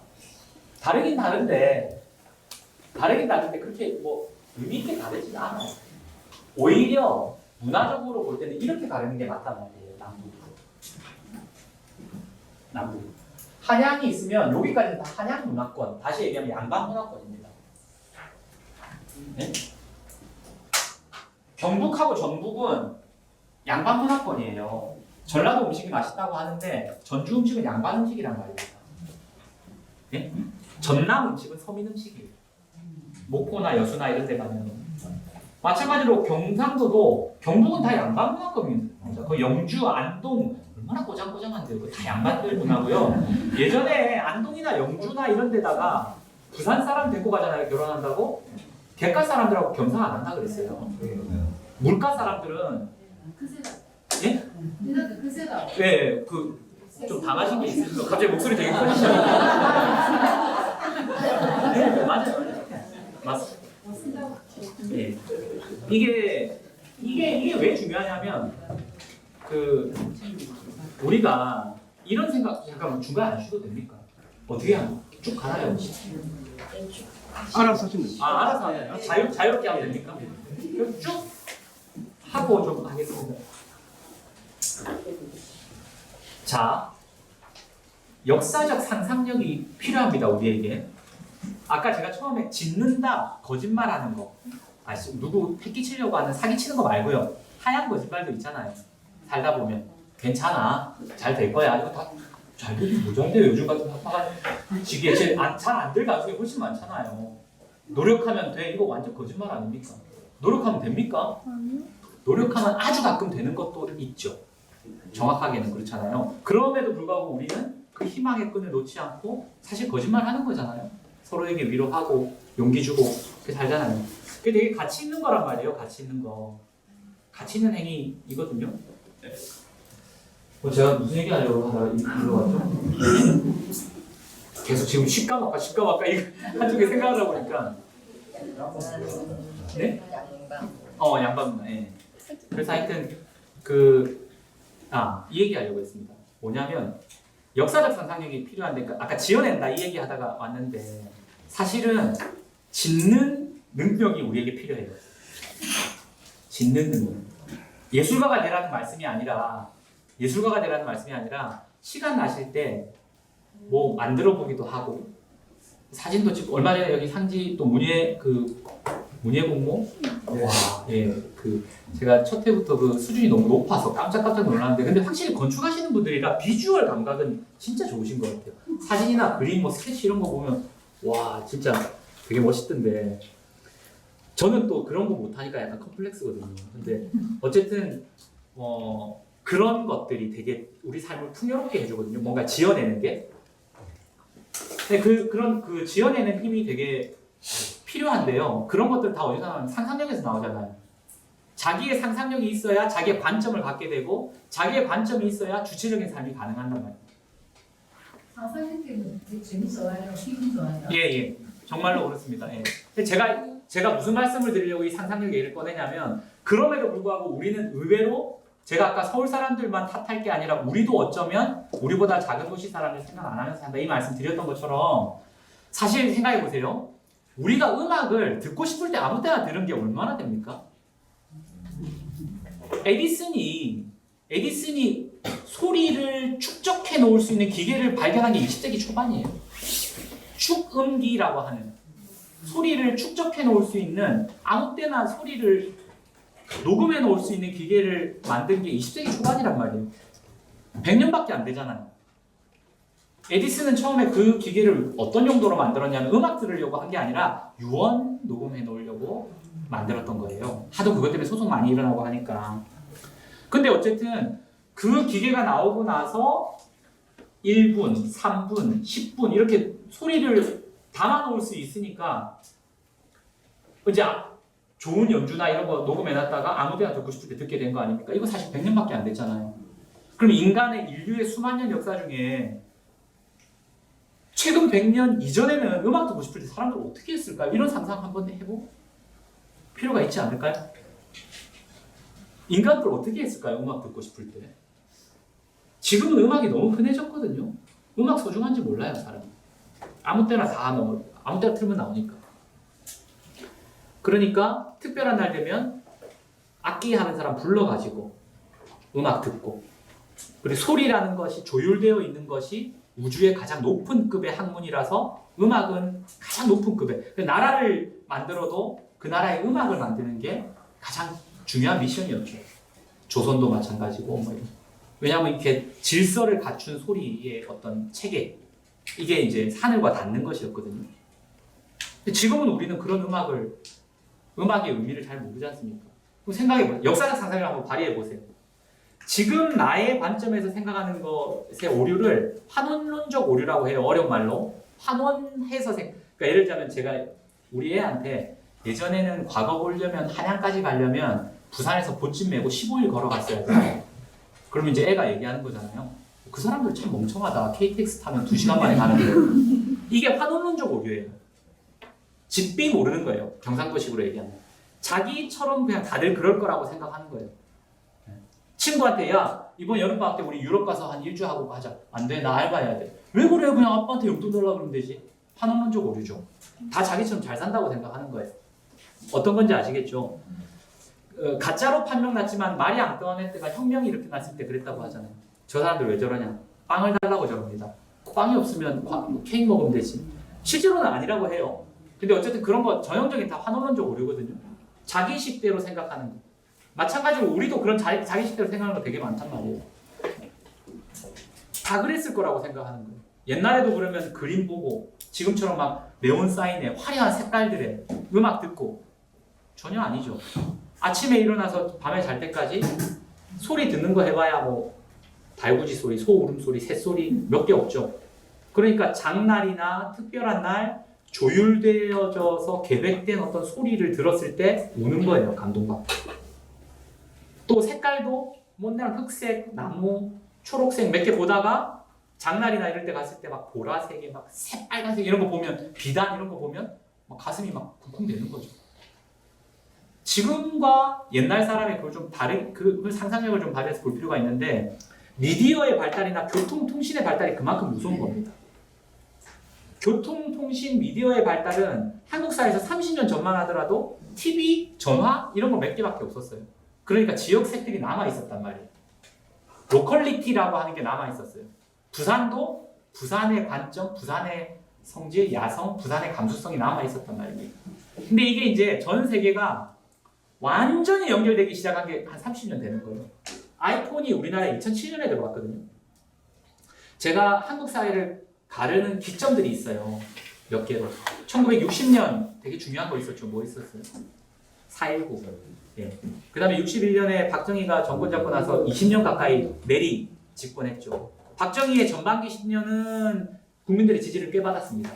그 전에 자유당이 너무나 부정부패하고 했기 때문에 군인들이 들어와가지고 막 하고. 근데 64년에 일본하고 뭐 수교하고 이때부터 약간 삐거덕삐거덕 하다가 전반기 10년에서 후반기 10년으로 넘어갈 때는 장기 집권을 꿈꾸면서 이제 국민들하고 완전히 갈라지죠. 그리고 최근에 서울의 봄 나왔던 그 79년 10월, 그리고 80년 5.1 그 광주 민주화 항쟁, 87 체제, 97년 IMF 이렇게 해서 툭툭툭 이렇게 한국 사회에 중요한 분기점들이 있거든요.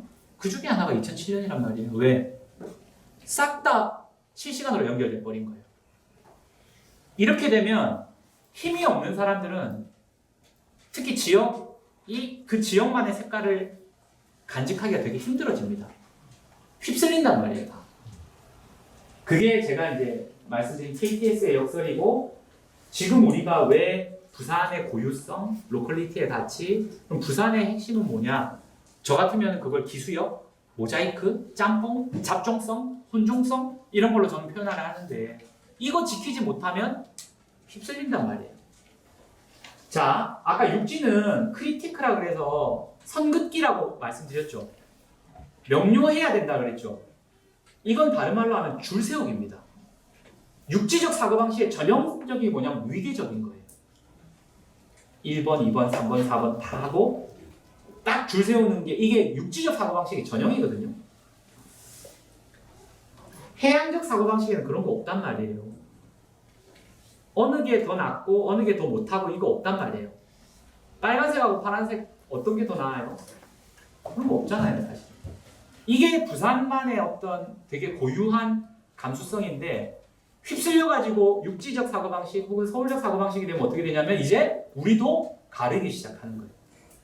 1등, 2등, 3등, 4등 줄 세우고 이렇게 되는 순간 저는 바닷가 도시의 혼종성, 잡종성, 다양성, 개방성 이런 거 다 무너진다고 봅니다. 줄 세우기 시작하면 패거리 문화가 되는 거예요. 안 되는 거죠. 하여튼 그런 이제 이 말씀을 좀 드렸고요. 하여튼 부산의 이제 몇 가지들을 좀 구체적으로 한번 살펴보겠습니다. 혹시 여기까지 들으시면서 질문이나 반론이나 시비나 이런 거 없으십니까?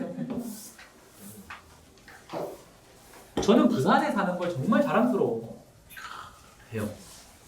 그리고 너무 부산에서 살게 된 게 정말 제 힘은 아니지만 너무 고맙다 이렇게 생각하는데 저희 애들만 하더라도 아빠 부산에서 답 없어요 막 이런 얘기하니까 너무 좀 속상한 거예요. 같이 어디 여행 갈 때 뭐 차 안에서 이런저런 얘기하잖아요. 뭐 부산 좋긴 한데 저는 뭐 이런 얘기하면 제가 이제 막 열변을 토하긴 야 꼭 그렇게만 생각할 게 아니야. 뭐 사람들의 그런 것도 있지만 아빠는 부산에 사는 거 되게 만족하고 있고 부산은 뭐가 좋냐면 막 얘기하면 제가 그걸 몰라요? 다 알죠. 뭐 이런 이제 되게 좀 서운한 마음이 있었는데 왜 이렇게 됐을까? 막 이런 생각도 좀 아쉽죠. 좋은 도시 아닙니까? 아닌가 보네.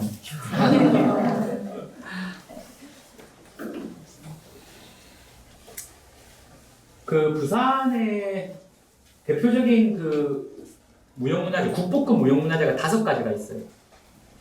이 5가지가 보면 전부 다 양반 문화가 아니에요. 좀 삐딱한 비주류 문화입니다. 반골 기질이 좀 야류라고 하죠. 야류, 들야자 써서 수영 야류, 동네 야류 이런 거 보셨어요? 한번 직접 보시면 정말 이 살벌한 언어로 양반들 욕하거든요. 네. 그런 풍자와 해학과 뭐 이런 것들이 있고 동해안 별신굿 이런 것도 마찬가지죠. 한국에서 오히려 국악 혹은 뭐 전통 뭐 이런 거라고 하는 이쪽에서 별로 안 쳐주던 거지만 근데 이것도 사실 제가 할 얘기 되게 많은데 90년대 중반에 서울의 정동극장이라고 아시죠? 네, 거기서 한번 국악하는 교수님들 팀하고 저희 밴드랑 공연을 하나 준비해서 연말에 공연을 한번 한 적이 있었어요. 그게 당시에 KBS인가 아침에 일요일 아침에 국악 한마당인가 그 TV 프로그램이 있었는데 거기서 중계도 했었거든요. 저희 아버지가 부산에서 그걸 보시다가 숟가락을 탁 놓고 제 음악하는 걸 워낙 반대하셨기 때문에 그걸 딱 먹다가 숟가락을 탁 놓고 아휴 이제 하다가 국악까지 하는구나 이러면서 이제 혀를 끌끌 차면서 이제 방에 들어가셨다는 걸 저희 어머니가 전화하셔가지고 저 서울에 있는 저한테 얘기해줬던 기억이 나는데 그때 제가 되게 약간 어린 나이에 충격받았던 게 뭐냐 공연 끝나고 밖에 나왔는데 복도에 정말 모피코트에 90년대 중반이니까 뭐 하시는 근데 진짜 딱 봐도 너무나 그 부잣집 그 사람들 같이 보이는 사람들이 다 이렇게 막 꽃다발 들고 쫙 서 있는 거예요 복도에. 그 공연하셨던 교수님들 이렇게 다 그 뭐 이렇게 제자 뭐 부모님 이렇게 되겠죠. 여기도 이제 국악하시는 분 계시면 제가 오해한 그런 건 아닌데 그때 약간 충격 받았었거든요. 다 뭐 이화여대 뭐 국악과 교수님 막 이런 분들이었는데 밖에 나오니까 또 그분들 타고 나온 차 되게 좋은 차들 막 입고 이랬더라고요. 그래서 뭔가 그때 락커가 같이 어울릴 사람들은 아니었어 막 이러면서 뭔가 약간 그랬는데 근데 이제 연습을 같이 할 때는 되게 좋았거든요. 막 막걸리 드시고 막 이렇게 그 질펀한 사투리 쓰시고 되게 선민적이었는데 와 알고 보니까 어마어마한 막 그 이 뭐랄까 딱 이 권위적인 그런 게 좀 느껴져서 되게 불편해. 근데 반대로 무속이나 오구굿이나 이런 동해안 별시굿 이런 것 쪽으로 가보면 저는 사실 여기에 더 우리 문화에 그게 더 많이 남아있는 느낌이 들더라고요. 그래서 제가 무속에 되게 관심이 사실 많아요. 조사도 좀 많이 하러 다니고 동해안 별시굿도 제가 한 3-4번 취재하러 갔었거든요. 하여튼 근데 아쉬운 건 뭐냐면 이 동해안 별시굿도 우리나라에서 별로 안 알아주다가 호주의 한 아티스트가 우연히 한국에 와가지고 이분을 알게 되고 완전히 반해가지고 땡큐 마스터 킴이라는 영화를 만들었죠. 그러면서 좀 많이 알려졌어요. 한번 관심 있으신 분들은 유튜브나 이런 데 들어가서 한번 보시면 김석출이라고 하는 동해안 별시굿의 거장, 특히 태평소는 진짜 거의 신처럼 불었다는 그분의 따님이 지금 기장에 계십니다. 그래서 이제 저랑 한 번씩 연락하고 그러는데 그리고 이제 미술도 보면은 최근에 바다미술제 했었죠. 일광에서. 부산의 미술, 야외에서 하는 미술들이 되게 많잖아요. 광안리에 가보면 뭐 백남준부터 시작해서 또 야외 미술관이 그러니까 미술을 즐기는 방식도 되게 부산답다 이런 생각도 좀 들고요. 해양 문학도 있고 보통 외국에서는 해양 문학을 되게 중요하게 다루거든요. 근데 우리나라에서는 사실 해양 문학이라는 말 자체를 잘 쓰지를 않는 것 같아요. 근데 이제 보통 우리나라 해양 문학이라고 얘기하면 김성식 청룡 두 분을 얘기하시는 것 같은데 두 분 다 이제 부산 출신이시기도 하고 우리가 아는 해양 문학의 가장 대표작은 어떤 게 있습니까?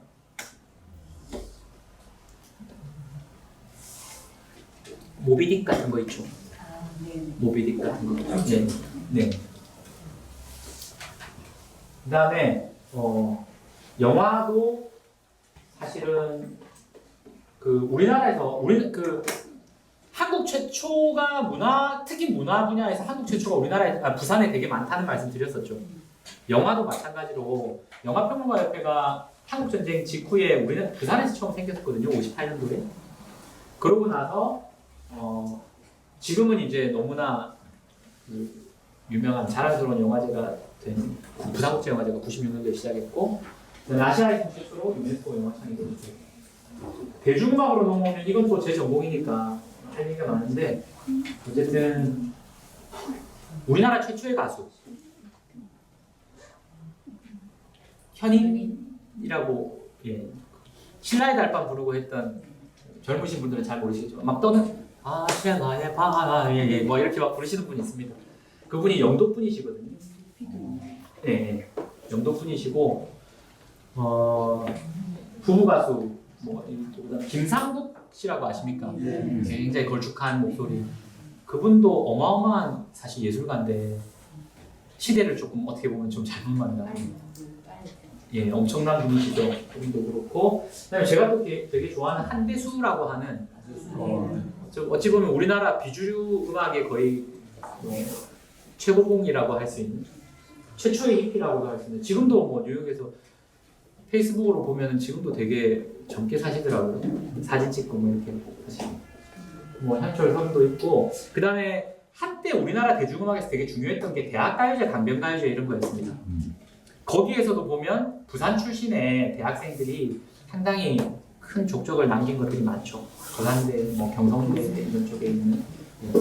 그리고 이제 최근에 최백호 선생님, 예, 낭만에 대하여도 그렇고 제가 좀 추천하고 싶은 노래는 1950 대평동이라는 노래. 예. 그 1950년 한국 전쟁 때 영도에서 태어나셨거든요, 최백호 선생님이. 예. 근데 영도에서 태어났는데 태어난 해에 아버지가 돌아가셨어요. 1950년 한국 전쟁 때 아버지가 시의원인가 뭐 국회의원인가 뭐 이랬다고 해요. 예? 민의원. 네네네. 그래서 이제 한국 전쟁이 나니까 시찰하러 그 가다가 자동차가 터져가지고 예, 돌아가셨다고 하고. 그러니까 최백호 선생님은 태어나던 해에 아버님이 돌아가셨으니까 얼굴을 모르고 이제 자라신 거죠. 그래서 영도에서 이제 있다가 어머님이 울주 쪽인가 기장 그쪽 그죠? 예, 그쪽에 이제 외가가 있어서 이제 남편이 없으니까 친정 쪽에 가서 이제 애들 키워야 되니까 그쪽에 가서 이제 초등학교 다니고 뭐 이렇게 했다고 해요. 그러니까 사실은 어떻게 보면 영도 대평동에 대해서는 기억이 잘 별로 없는데 영도 대평동에서 깡깡이 마을 뭐 이런 사업을 할 때 최백호 선생님을 한번 모셨거든요. 이분이 혼자 이제 그 동네를 한번 산책하시고 그림도 엄청 잘 그리시더라고요. 그래서 그림 그려가지고 동네 주민들한테 선물하고 그리고 그 동네 주민들을 위해서 만든 노래가 1950 대평동이에요. 자기가 1950년 여기서 태어났다 그래서 음악이 너무 좋습니다. 저는 진짜 명곡이라고 생각하는데 하여튼 그런 것들. 그리고 뭐 요즘에 아이돌 중에서도 부산 출신들 되게 많죠. 아까도 뭐 말씀하셨던 분들. 음식. 부산 음식 하면은 뭐가 떠오르시나요? 네, 근데 돼지국밥이 언제부터 있었던 음식일까요? 부산 사람의 소울푸드라고 하거든요. 영어는 부산을 대표하는 음식. 그러니까 제가 왜 이 말씀드리냐면 부산이 정말 모자이크, 짬뽕, 잡종성, 혼종성, 기수역 이 말씀을 왜 드리냐면 사실 부산의 문화 중에 그렇게 오래된 것들은 많지 않다라는 말씀을 드리려고 해요. 그 역사 속에서 일본의 영향, 또 뭐 제주나 또 이 그 밀면 같은 경우는 이북 사람들의 냉면의 영향 이런 것들이 부산이라는 도시에서 이렇게 저렇게 섞이면서 되게 독특한 형식으로 출현한 것들이 사실 지금 우리가 알고 있는 부산 문화의 대부분이라는 게 그 말씀을 드리려고 하는 거예요. 돼지국밥 사실 역사가 오래 안 된 음식이거든요. 옛날부터 먹었을 거라고 생각 안 하셨죠, 다들? 그렇죠? 그 일본 사람들이 고기를 안 먹었던 거 아시죠? 오랫동안. 그 종교의 영향도 있었고 그랬다가 언제부터 고기를 먹었습니까? 예. 그 이제 서구의 영향을 받고 우리도 메이지 유신 전후에서 우리도 뭔가 좀 강해져야 된다. 그러려면 백인들처럼 몸도 커져야 되고 이러니까 고기 먹어야 되고 그 당시의 기록들을 보면 부모와 자식 사이에 칼부림이 일어나고 막 그래요. 왜냐하면 부모 세대는 아주 오랫동안 고기를 안 먹었잖아요. 근데 갑자기 고기를 먹으라 그러니까 이게 잘 안 되는 겁니다. 근데 자식 세대는 고기 먹으라는데 왜? 그 아무래도 젊으니까 좀 더 이렇게 유연하게 그 되잖아요. 근데 이게 이제 안 맞으니까 되게 꼬장꼬장하고 경직된 어르신들 중에서는 자식들이 고기 먹는 꼴을 못 보는 거예요. 그거는 안 된다. 이건 지금 나라가 미쳐 돌아가는 거다. 어떻게 우리가 이 수백 년 아주 오랫동안 1000년 가까이 고기를 안 먹었는데 지금 이 나라가 미쳐가지고 하는데 먹지 마. 뭐 이러다가 막 싸우고 이런 일들이 되게 많이 벌어. 이게 제가 아까 말씀드린 역사적 상상력 같은 거거든요. 제가 이것도 조금 그 과외의 얘기인데, 제가 책 만드는 사람인데 여기저기 가면 책 많이 읽지 말라는 얘기 많이 하거든요. 이게 좀 역설적인데 왜 그러냐면, 진짜 공부는 책을 보는 거는 공부의 가장 마지막 단계입니다. 어쩔 수 없어서 하는 게 책으로 공부하는 거고요. 가장 좋은 공부 방법은 직접 만나는 거예요. 직접 경험하는 겁니다. 근데 우리가 고대 그리스로 못 가잖아요. 타임머신이 없잖아요. 소크라테스 만나가지고 한 10분이라도 얘기를 나눠보고 싶은데 못 만나잖아요. 어쩔 수 없으니까 책을 읽는 겁니다. 같은 동시대라고 하더라도 내가 지금 미국 가가지고 뭐 누구 만나고 이렇게 못하니까 책을 읽는 거죠. 사실 제일 좋은 공부는 몸으로 하는 거거든요. 공부라고 하는 것 자체가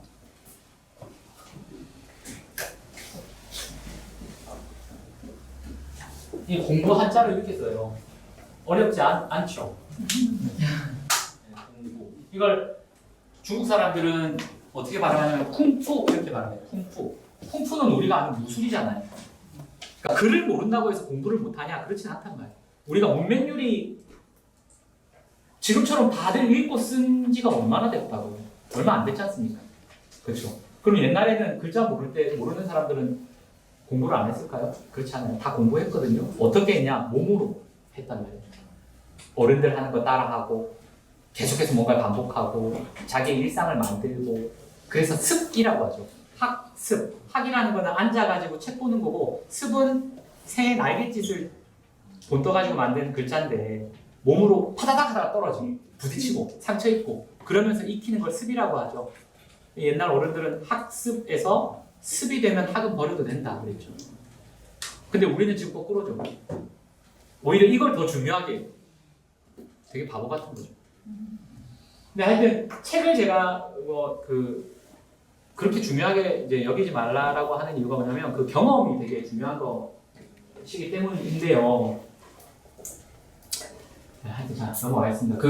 이 음식 얘기하다가 이제 넘어왔는데, 돼지국밥도 사실은 일제강점기에 고기를 안 먹던 일본에 갑자기 고기를 먹이려고 하니까 대규모의 이제 고기를 공급해야 되는 기지가 필요한 겁니다. 이게 마산 쪽에 대규모 축산, 특히 돼지 축산 그게 생기거든요. 대규모로. 그래서 거기에서 돼지 쳐가지고 좋은 고기들 다 해서 일본으로 보내고, 그럼 남는 고기들 어떻게 해요? 먹어야 되잖아요. 뭐 김에 뒷고기 뭐 이렇게 가는데, 사실 그런 것들이 이제 돼지국밥에 출연하고 연관이 있다라고 하는 거죠. 그러니까 길게 잡아봐야 사실 일제강점기 100년 안 되는 거죠. 돼지뼈 확 우려가지고 그 국물에다가 말아먹고 이런 거. 근데 이게 또 보면 항구 도시에 가면 이런 음식들이 꽤 많습니다. 네덜란드에도 있고요. 가까운 일본만 하더라도 후쿠오카 한 번씩 가시죠. 후쿠오카에 가면 하카타 항이라고 해서, 예, 그쪽에 보면 돈코츠 라멘 있어요. 돈이 돼지잖아요. 그렇죠? 제가 얘기하다가 자꾸 뭐가 좀 새는데, 아는 게 많으면 이렇게 좀 됩니다. 음식도 보면 헤비한 육수가 서민 음식이에요. 돈이 많고 부자들일수록 음식을 되게 가벼운 육수, 닭 육수 같은 거 쓴단 말이에요. 일본 라면이라고 해도 똑같은 일본 라면이 아니라 동쪽으로 가서 도쿄나 이런 쪽으로 가면 돼지 육수 잘 안 씁니다. 이게 되게 헤비하고 무거워서 가벼운 육수 같은 걸 많이 쓰거든요. 주로 닭 육수 많이 쓰죠. 근데 이제 서쪽으로 와서 이 관서지방 오사카부터 해서 쭉 이쪽으로 오면 항구 도시 사람들은 먹고 힘내야 되니까 닭 이런 걸로는 양이 안 차는 거예요. 그러니까 돼지 뼈 이런 걸로 이제 하는, 이게 이제 돼지 뼈 구운 이 육수 이런 게 사실 먹어보면 우리 돼지국밥하고 되게 비슷하거든요. 돼지국밥도 계량이 많이 됐잖아요. 초창기 돼지국밥은 비려가지고 잘 못 먹을 거예요. 아마 요즘 사람들이 보면 그 범일동에 뭐죠? 도림극장 있고 한 그쪽에 유명한 돼지국밥집 있죠. 예, 다들 좋아하십니까 거기 돼지국밥? 그 어떤 분들은 잘 못 먹어요. 거기가 약간 오리지널 돼지국밥에 가깝거든요. 되게 그 향각이 강하단 말이에요. 근데 반대로 이제 저기 대연동에 저 쌍둥이 돼지국밥 이런 데 가보면 옛날식 돼지국밥이 아니에요. 이미 고기부터 항정살 같은 되게 고급 고기를 쓰기 시작하면서 계량이 많이 된. 그러면 이제 젊은 애들도 그냥 뭐 젊은 애들이랑 좀 이상하네. 하여튼 뭐 잘 안 먹던 분들도 그냥 뭐 스스럼 없이 먹는 거. 일본도 마찬가지로 후쿠오카 가보면 제가 하카타라고 하는 그 옛날 항구 쪽에 진짜 옛날 그 돈코츠 라면 먹으러 한번 갔다가 제가 진짜 와 너무 역해가지고 못 먹은 적이 있거든요. 그게 딱 그 부두 노동자들이 원래 먹던 정말 힘든 육체 노동하다가 한 그릇 딱 말아먹는 그 싸게 먹는 그 있다 그래서 먹으러 갔는데 와, 진짜 세더라고요. 돼지 그 누린내가.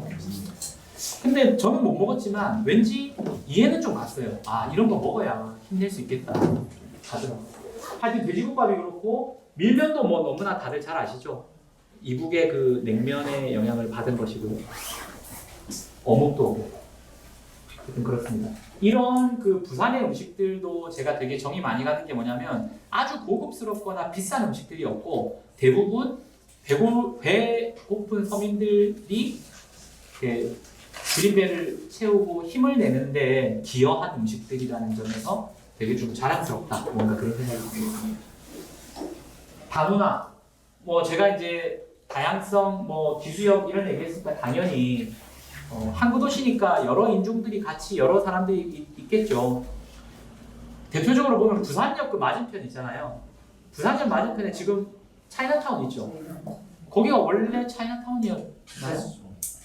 예, 그 전에 텍사스촌이었고 또 그 전에는 우리 잘 아는 외관. 그러니까 한때는 일본 사람들 동네였다가 그랬다가 한때는 러시아 사람들 동네였다가 그쵸? 한때는 또 지금은 우리가 차이나타운이라고 부르는데 또 가보면 지금 거기 동남아 사람들도 되게 많고 근데 그런 걸 다 떠나가지고 사실 다문화라는 말, 요즘은 다문화라는 말을 잘 안 쓰고 문화다양성이라고 이제 쓰긴 하는데 이 다문화 전담 조직이 전국에 처음 만들어진 도시도 부산입니다. 그래서 그만큼 되게 빠르고 뭔가 그런 거에 대한 문제의식이 있었다라고 볼 수가 있는 거죠. 자, 사진 몇 장 이제 보고 마무리하면 될 것 같습니다. 여기 어디서 본 풍경일까요? 송도? 아 맞네, 제가 사진을 잘못 갖고 왔구나.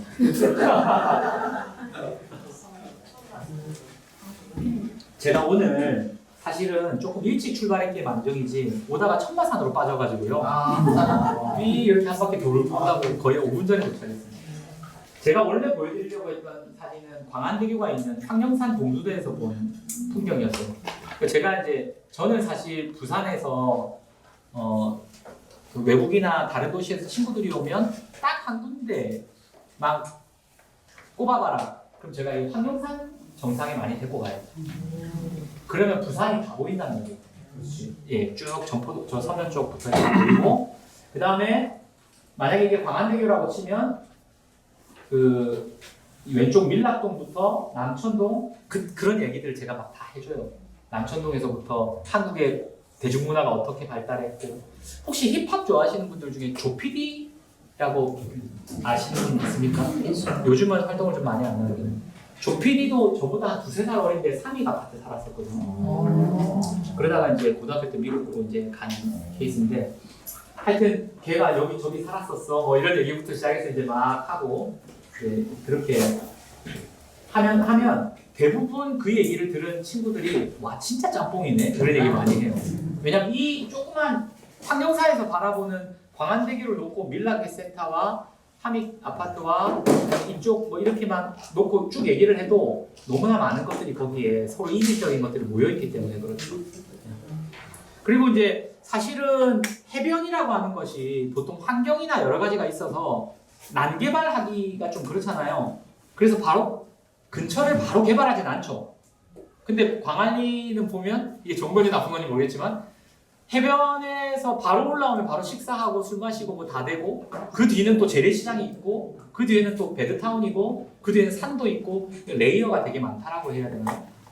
그러니까 당연히 굉장히 다양한 것들이 있는 거죠. 여기는 광안리는 아유 참마다니까 넘길게요. 광안리는 지금도 2,000원짜리 목욕탕도 있어요. 그리고 동전 넣으면 이렇게 때밀이 기계 아십니까? 그거 부산에만 있었던 거 아십니까? 그 굉장히 창의적이죠. 그 때밀이 기계 저도 옛날에 기억나거든요. 그 어릴 때 지금도 있습니까? 아 지금도 있는데 제가 아까 코인 노래방부터 실수하는 게 너무 많네요. 그러면 그 때밀이 기계를 사용하는 동작이 너무나 재밌죠. 사람들 이렇게 등 대고 막 허벅지 대고 이런 거 보면 보고 있으면 되게 약간 묘기처럼 보이죠. 이태리 타올도 부산에서 만들어진 거죠. 이태리랑 아무 상관없는 거 아시죠? 이태리 타올도 저기 뭐야 그 조방아 그쪽에 있는 회사에 계신 분이 만들어가지고 때 잘 밀리는 건데 사람들이 그걸 이태리 타올이라고 부르기 시작하면서 한때 우리의 일상에 아주 가까운 사물이었죠. 그런 이제 요게 이제 제가 활동했을 때 사진이에요. 이게 이제 네, 요게 제 잘 안 되는데 이게 저희 1집 앨범 자켓입니다. 왼쪽에 어두침침하죠. 요게 이제 제가 활동할 때의 모습이고요. 서태지와 저희들을 비교한 비평이 실리고 막 그랬었어요. 그래가지고 뭐 이때는 제가 되게 잘난 줄 알고 막 그랬었고 실제로 저희가 해체하고 이제 부산으로 음악 그만두고 내려오려고 할 때 마지막에 서태지 쪽에서 콜이 오기도 했었습니다. 은퇴하고 있다가 이제 그때 미국에 있었는데 한국에 와서 이제 앨범 그 제작 회사를 만들려고 했었거든요. 괴수 인디진이라고 나중에 만들었는데 그거 1호 밴드로 저희들을 제작하고 싶어 했었어요. 근데 저희는 사실 그래서 한 2달 정도를 정말 난상 토론을 했죠. 이거 너무나 큰 기회인 것 같은데 다시 할까? 이러다가 근데 우리 너무 지금 이미 돌아올 수 없는 강을 건넌 거 아닌가? 다시 하긴 너무 힘들다. 그래서 저희가 저희 고향 그러니까 부산의 후배 밴드 2개 CD를 주고 우리는 해체하기로 했으니 대신 되게 좋은 밴드다. 이 2밴드 한번 검토해봐라. 그 중에 한 밴드가 피라라는 밴드인데 실제로 그 서태지가 제작을 했습니다. 하여튼 그런데 제가 이 사진 보여드리는 이유가 보면 이 약간 락커 같지 않죠? 반바지에 지금 잘 안 보이겠지만 머리도 짧고 뭐 그냥 티 입고 반바지에 운동화 신고 있거든요. 이게 저희가 이제 서울 갔을 때 락커라고 하면 어떤 이미지냐면 머리 길어야 되고 가죽바지 입고 굽 높은 거 하고 네, 징 달리고 그다음에 무조건 고음 질러야 되고 모니터 위에 발 하나 올리고 막 머리 흔들어야 되고 이런 게 약간 이제 그 락커의 이미지였단 말이에요. 저희는 그거에 사실 좀 뭐라고 해야 되나 안 해 남들 하는 거니까. 그래서 저희는 그냥 머리도 짧고 그냥 일반 학생, 대학생들처럼 반바지에 그냥 운동화 신고 무대 올라가서 막 뛰어다니고 막 이랬단 말이에요. 그래서 우리는 관객석에 있다가 우리 차례가 돼가지고 무대에 올라가면 사람들이 정말 깜짝 놀라고 그래서 바로 옆에 있던 애가 갑자기 올라가니까 무대로. 근데 그런 것이 저희한테는 어쨌든 되게 큰 자부심이었고 그게 지금 돌아보면 좀 부산 사람으로서의 약간 일본 말이라서 그렇지 가오? 그런 게 좀 있었던 것 같아요. 그리고 지금도 활동하면서 되게 유명한데 노브레인이라는 밴드 있잖아요. 노브레인에 노래하는 친구가 마사네예요. 성우라는 친구. 예. 그 친구가 저보다 1살 어린데 활동할 때 되게 친하게 지냈었거든요. 그 친구랑 이제 그런 얘기 되게 많이 했단 말이에요. 아 서울 애들 진짜 아무것도 몰라. 뭐 이러면서 거기서 그런 얘기 많이 했어요. 그 친구 대단한 친구예요. 고등학교 3학년 때인가 학교 그만두고 그냥 보따리 하나 싸들고 아는 사람 아무도 없는데 그냥 무궁화호 타고 서울 온 거야. 음악 하려고. 근데 그 친구는 그런 얘기 하더라고요. 자기가 부산만 있었어도 서울까지 안 왔을 거래. 그나마 부산에는 몇 개 있었거든요. 좀 뭐 할만한 비벼볼 만한 데가 몇 군데 있었단 말이에요. 저만 해도 여기 옆에 배종고등학교 다녔는데 문현동에 바로 옆에 서면에 조베이스라는 사람이 하는 학원이 있었어요. 서면에. 거기 다니면서 이제 음악에 좀 그 갈증을 좀 해소할 수 있었는데 마산에 그런 게 별로 없었다고 하더라고요. 그러니까 얘는 음악을 하고 싶은데 어떡하지? 그러니까 이제 보따리 하나 싸고 그냥 서울로 와버린 거죠. 하여튼 그런 재밌는 일들이 있었고요. 자, 부산이 모자이크 뭐 이런 것들을 되게 잘 보여주는 사람들이라고 생각해요. 삼복도로 이야기도 많이 하고 뭐 하는데 왼쪽이 국제시장, 여기 먹자골목이죠. 깡통시장 뭐 하는 그쪽. 아니 얼마 전에 대통령 와가지고 되게 유명해진 골목 아닙니까? 대통령 와가지고 막 뭐 여기서 그 짧은 시간에 에피소드도 여러 가지 만들고 가셨더라고요. 막 먹던 젓가락으로 뭘 뒤적뒤적하고 뭐 되게 그렇는데 지금 보면 이 사진도 자세히 안 보이시겠지만 되게 활력이 있습니다. 이 중간에 할머니 되게 크게 웃고 계시고요 지금. 다들 이렇게 앉아가지고 먹는 완전히 진짜 너무 재밌죠. 저는 어떤 생각하냐면 한국 사회에서 여기 건축하시는 분들이니까 한번 제 의견이 어떤지 생각해 주세요. 저는 한국 사회에 여러 가지 좀 이렇게 더 나아질 만한 여지들이 있는데 그 중에 하나가 공공의 공간이 너무 부족하다는 생각을 많이 하거든요. 그 되게 유명한 얘기지만 그 뉴욕에 센트럴파크 만들 때 많은 사람들이 되게 반대했다면서요. 거기 땅값이 너무 좋고 하니까 개발해서 아파트 짓고 이러면 얼마인데 뭐 거기다 공원 짓냐 했을 때 그걸 주장했던 그 정책 결정론자 혹은 시장한테 자문하던 사람이 여기에 지금 이거 공원 안 지으면 이만한 크게 정신병원이 나중에 필요할 거다. 그렇게 얘기했다고 하죠. 되게 유명한 말인데. 근데 실제로 지금 뉴욕 사람들의 완전 자랑 아닙니까? 공용의 공간. 물론 그 센트럴파크를 둘러싸고 쭉 이렇게가 너무 비싸죠. 최고의 그 마치. 근데 마찬가지로 공공의 공간이 얼마나 있는가가 저는 삶의 질이 되게 중요하다고 생각하는데 한국의 대도시에는 공용의 공간이 너무 부족한 것 같아요. 저는 그것을 그나마 좀 해소해줬던 게 뭐냐면 평상이라고 생각하거든요. 그러니까 골목마다 옛날에 보면 전방 앞에 평상이 있었잖아요. 그 전방 앞에 평상이 사실은 공론장 같은 거였단 말이에요. 거기 나와가지고 먹으면서 애들 뭐 두부나 뭐 막걸리 심부름 먹고 이러면 야 그래 누구 뭐 형 이번에 뭐 시험쳐 때문에 뭐 이런 거 물어보고 뭐 아버지 건강 어떠시노 뭐 이런 거 물어보고 이게 사실은 그런 기능을 했던 거죠. 평상이. 근데 지금은 이제 그마저도 없어지니까 어떻게 되냐면 전 세계에서 커피숍이 제일 많은 나라가 됐잖아요. 동네마다 다 카페가 막. 왜 그러냐면 얘기할 데가 없는 거예요. 사실. 공공의 공간도 없는 것 같고요.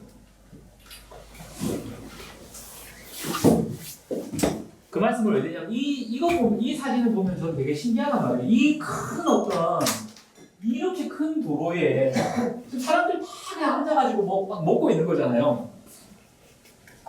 너무 좀 뭐랄까 너무 전 되게 이 풍경이 너무 보기가 좋고 이런 풍경을 어디서 제가 봤냐면 국제영화제 초창기에 갔었어요. 부산국제영화제 초창기에 보면 남포동 막 이런 그때 이제 단관극장들 지금같이 멀티플렉스 아닐 때 그 단관극장들 사람들이 이렇게 티켓 사려고 줄 서 있으면 그 옆으로 신문지 깔아놓고 사람 다 앉아가지고 방금 보고 나온 영화 얘기하면서 다 앉아가지고 뭐 먹고 막 뭔가 약간 좀 어떤 의미에서 무정부주의 같은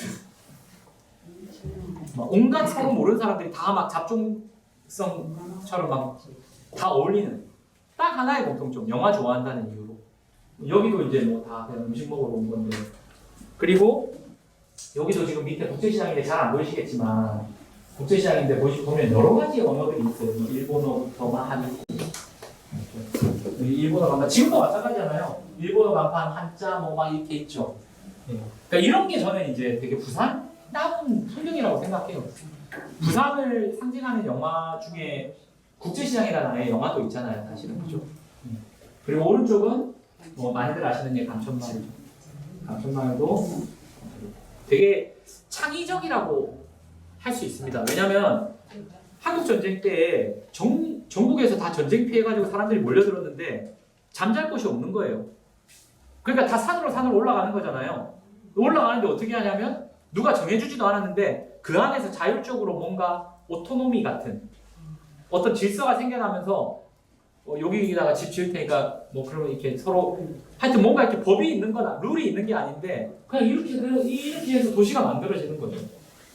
되게 뭔가 약간 오토노미아 같은 무정부주의인데 그 안에서 뭔가 역사 속에서는 이런 장면들이 종종 나오죠. 한국 특히 이제 80년도에 광주 민주화 항쟁 때도 광주라는 도시가 완전 고립됐잖아요. 밖으로도 못 나가고 안으로 들어오지도 못할 때 완전히 무정부주의 상태가 돼서 치안이나 뭐다가 완전 공백인데 자율적으로 다 치안을 담당하고 밥 지어가지고 같이 나눠 먹고 했던 사실 그런 것들이 뭔가 인류가 아무리 최악의 상태가 돼도 품위를 잃지 않는다라는 하나의 증거 같은 거거든요. 역사 속에서 보여준 뭐 서구에도 그런 사례들이 있고 우리나라나 뭐 다 있는데 저는 그래서 이렇게 사람들이 최악의 경우에 누가 정해주지도 않고 룰도 없는 상태에서 자기네들끼리 알아서 뭔가를 하고 그렇게 해서 지어내는 어떤 걸 보면 되게 감탄하게 됩니다. 어마어마한 사실은 창의적 힘이고 이게 여기에 인간의 어떤 아름다움이나 그게 있는 거 아닌가 이런 생각을 하게 돼요. 여기는 어디죠? 세계에서 가장 큰 노래방이라고 불리는 거죠. 사실 이슬람성 이거 어디 있는지 아시나요? 네네. 그 금정구에 가보면 있죠. 여기도 전 세계에서 종교로만 따질 때 가장 많은 인구를 차지하는 게 이슬람입니다. 아시죠? 그러니까 이슬람 문명에 대해서 잘 모르고 인류에 대해서 안다라고 얘기하기 어려운 거예요. 사실 어떤 의미에서는. 근데 한국 사회는 글로벌 시대로 접어들었다고 하지만 여전히 되게 우물한 개구리 같은 해외여행 자유가 한 30년 전에 됐는데 여전히 30년 전이나 지금이나 우리끼리 사는 느낌 같은 게 좀 있어요. 기껏 해외에 정보해봐야 미국하고 유럽 조금? 지금 우크라이나랑 왜 전쟁이 일어나고 이스라엘하고 팔레스타인하고 어떤 배경을 갖고 있고 이런 걸 사실 잘 모릅니다. 그러니까 세계 시민으로서의 어떤 자격은 아직까지 좀 다들 먹고 사는 게 팍팍한 산업주의에 머물러 있는 거죠, 사실. 그러다 보니까 남미나 동남아에 대해서 더 잘 몰라요. 이슬람에 대해서 진짜 잘 모르고요. 이슬람이라고 하면 대부분 떠올리는 이미지가 여자 되게 무시하고 되게 폭력적이고 이렇게 휘어진 칼 들고 다니면서 되게 나쁜 짓 하고 이런 이미지만 사실 그런 이미지 아니지 않습니까, 사실. 이슬람 문명 문화의 맹주라고 할까? 그 중심 국가가 사실 어딘지 아시는 사우디? 뭐 시아파, 수니파, 이란 뭐 이렇게 쭉 있는데 사실 오랫동안 세속적인 의미에서는 터키가 그런 역할들을 했었어요. 터키가 그래서 만만한 나라는 아니죠. 지금은 약간 독재국가지만 터키라는 나라가 사실 오스만 투르크부터 시작해서 동서양 문명의 기점부터 사실 들여다볼 구석이 되게 많은데 어느 시점부터는 사실 터키보다는 지금 말레이시아가 그런 역할을 해요. 그래서 이슬람 사람들이 보면 해외에 어디 가더라도 이분들 하루에 5번씩 막 절하고 이러잖아요. 그럼 방위도 찾아야 되고 어느 방향을 보고 절해야 되는지 몇 시에 해야 되는지 이런 거 앱 같은 거 전부 다 말레이시아에서 만들고 있어요. 그다음에 할랄 푸드 이런 것들도 대부분 우리나라도 뭐 신라면이 됐든 뭐가 됐든 할랄 이런 거 인증받으려면 어쨌든 말레이시아를 이제 공략해야 되고 그런 걸 딱 생각해 보면 말레이시아라고 하는 문을 열고 들어가야 전 세계에서 가장 많은 인구를 차지하는 이슬람으로 들어가는 키 같은 거일 수 있는데 우리가 말레이시아를 얼마나 아는가 뭐 이런 생각들도 해보게 되는 거죠.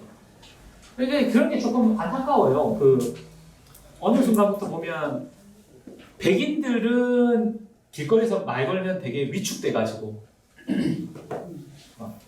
말 걸지 마 뭐 이러고 있고 반면에 얼굴 피부색이 약간 까무잡잡한 사람들 되게 무시하고 이거 되게 사실 진짜 고쳐야 될 지점이거든요. 제 경험만 놓고 이건 이제 조금 함부로 말씀드릴 건 아니지만 제 주관적 경험으로만 놓고 얘기하면은요.